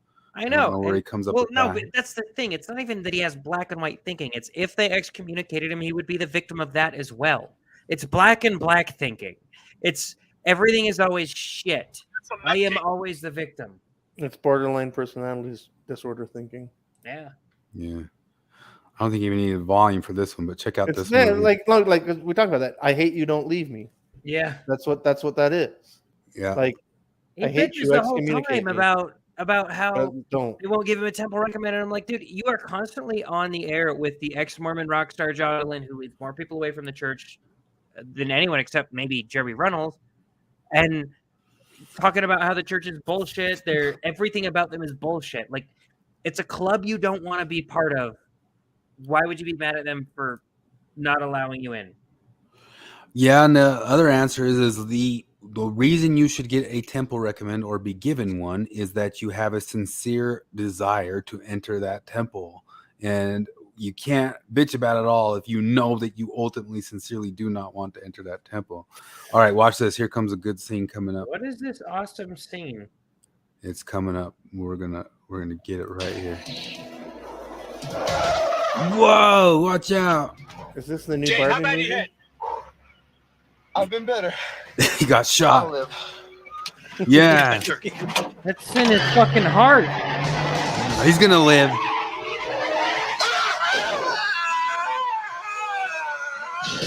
What the fuck is that? Yeah. What is this? Wait. Double. That's filmmaking. Wow, is that a spoof? What is it? The bazooka, Rowdy? It's the only gun I can hit a moving target with. It's the hardest gun to hit a moving target. What is that? I don't know. That's amazing. Yeah. I want to see the rest of that movie. No.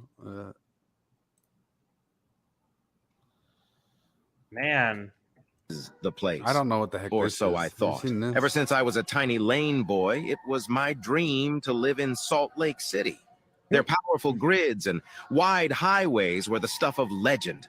Like Brigham Young before me, when I first arrived here, I said to myself, this is the place. As a practicing Mormon, I made my obligatory pilgrimage to Temple Square, but when I got there, it was entirely pedestrian.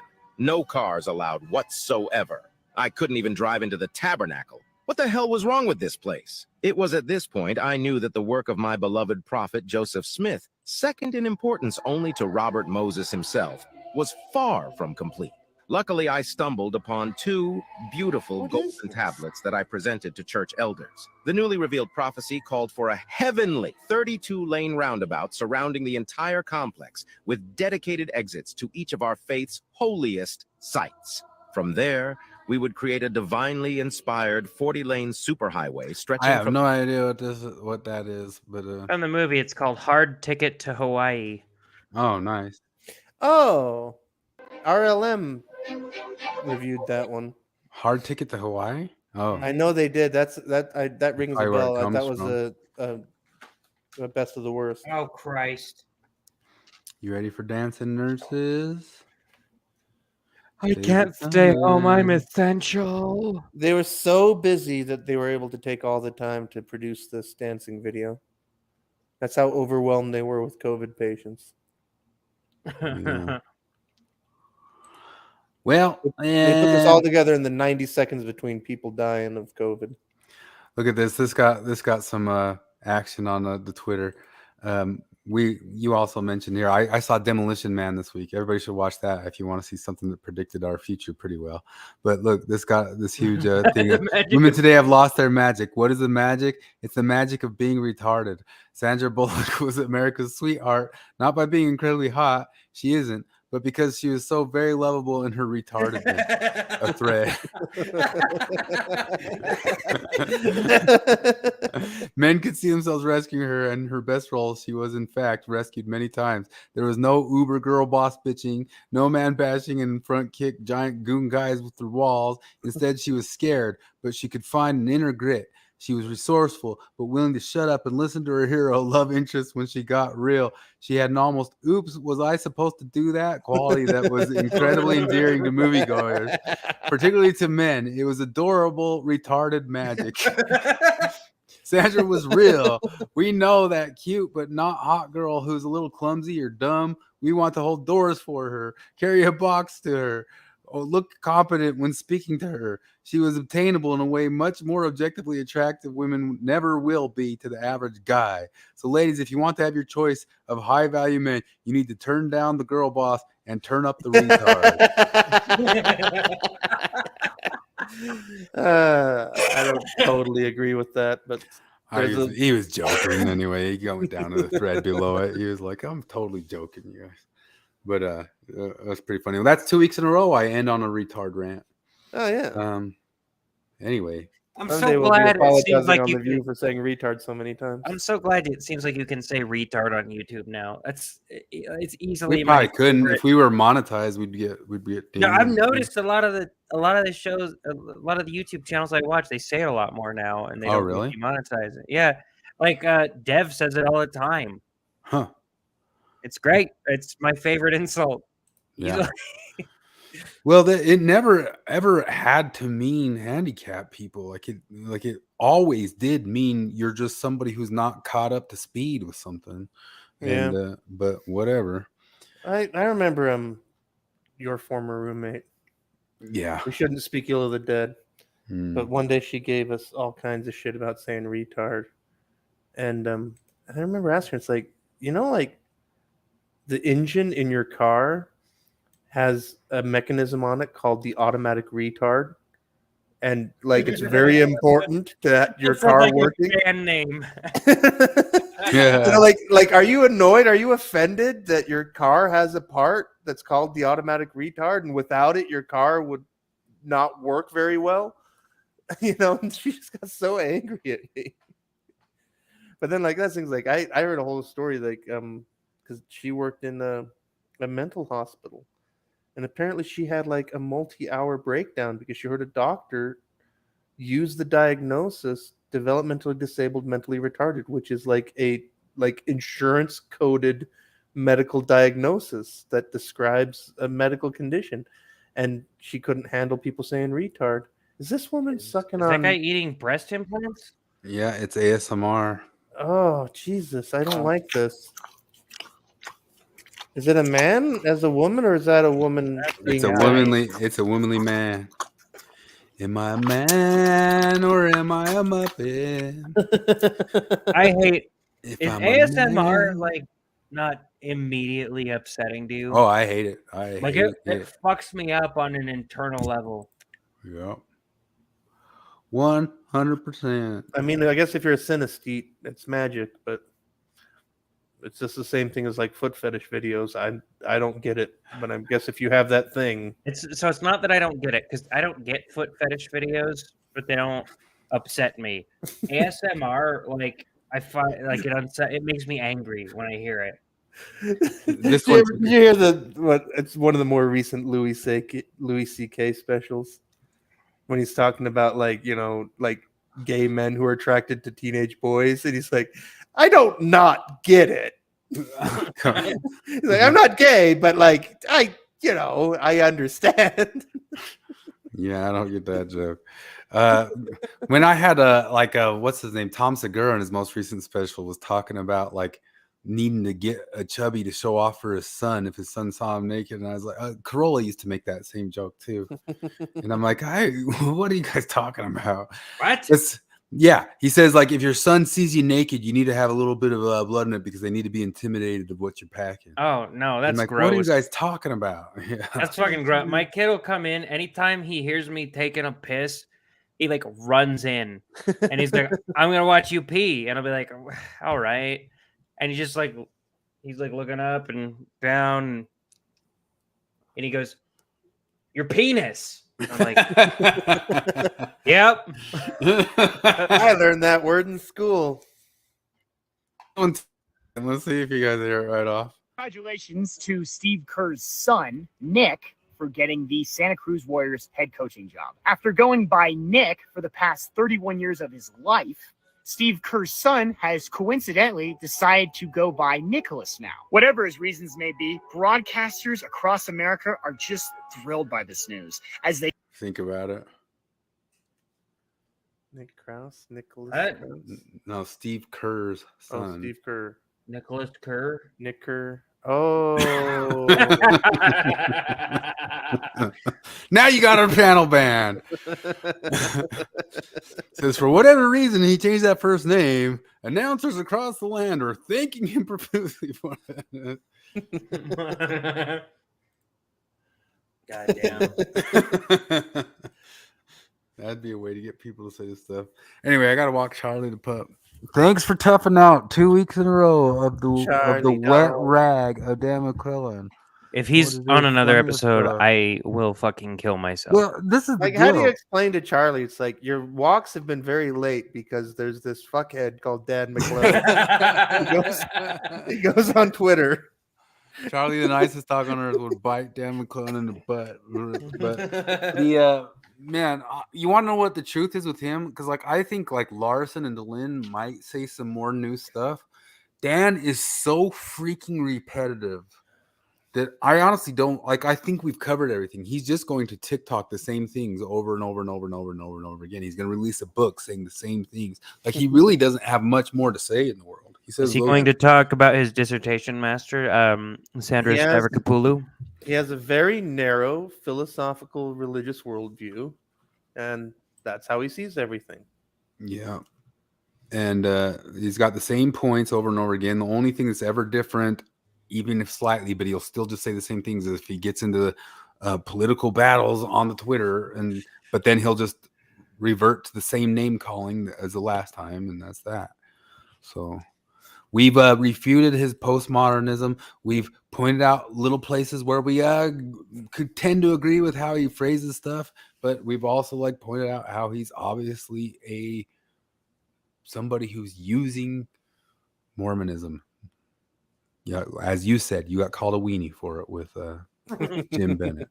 And Jim Bennett, Jared's trying to point you out to a wolf in sheep clothing. But I guess if you're another wolf in sheep clothing, you don't want the other wolf in sheep clothing pointed out. So, all righty. All righty. Joey.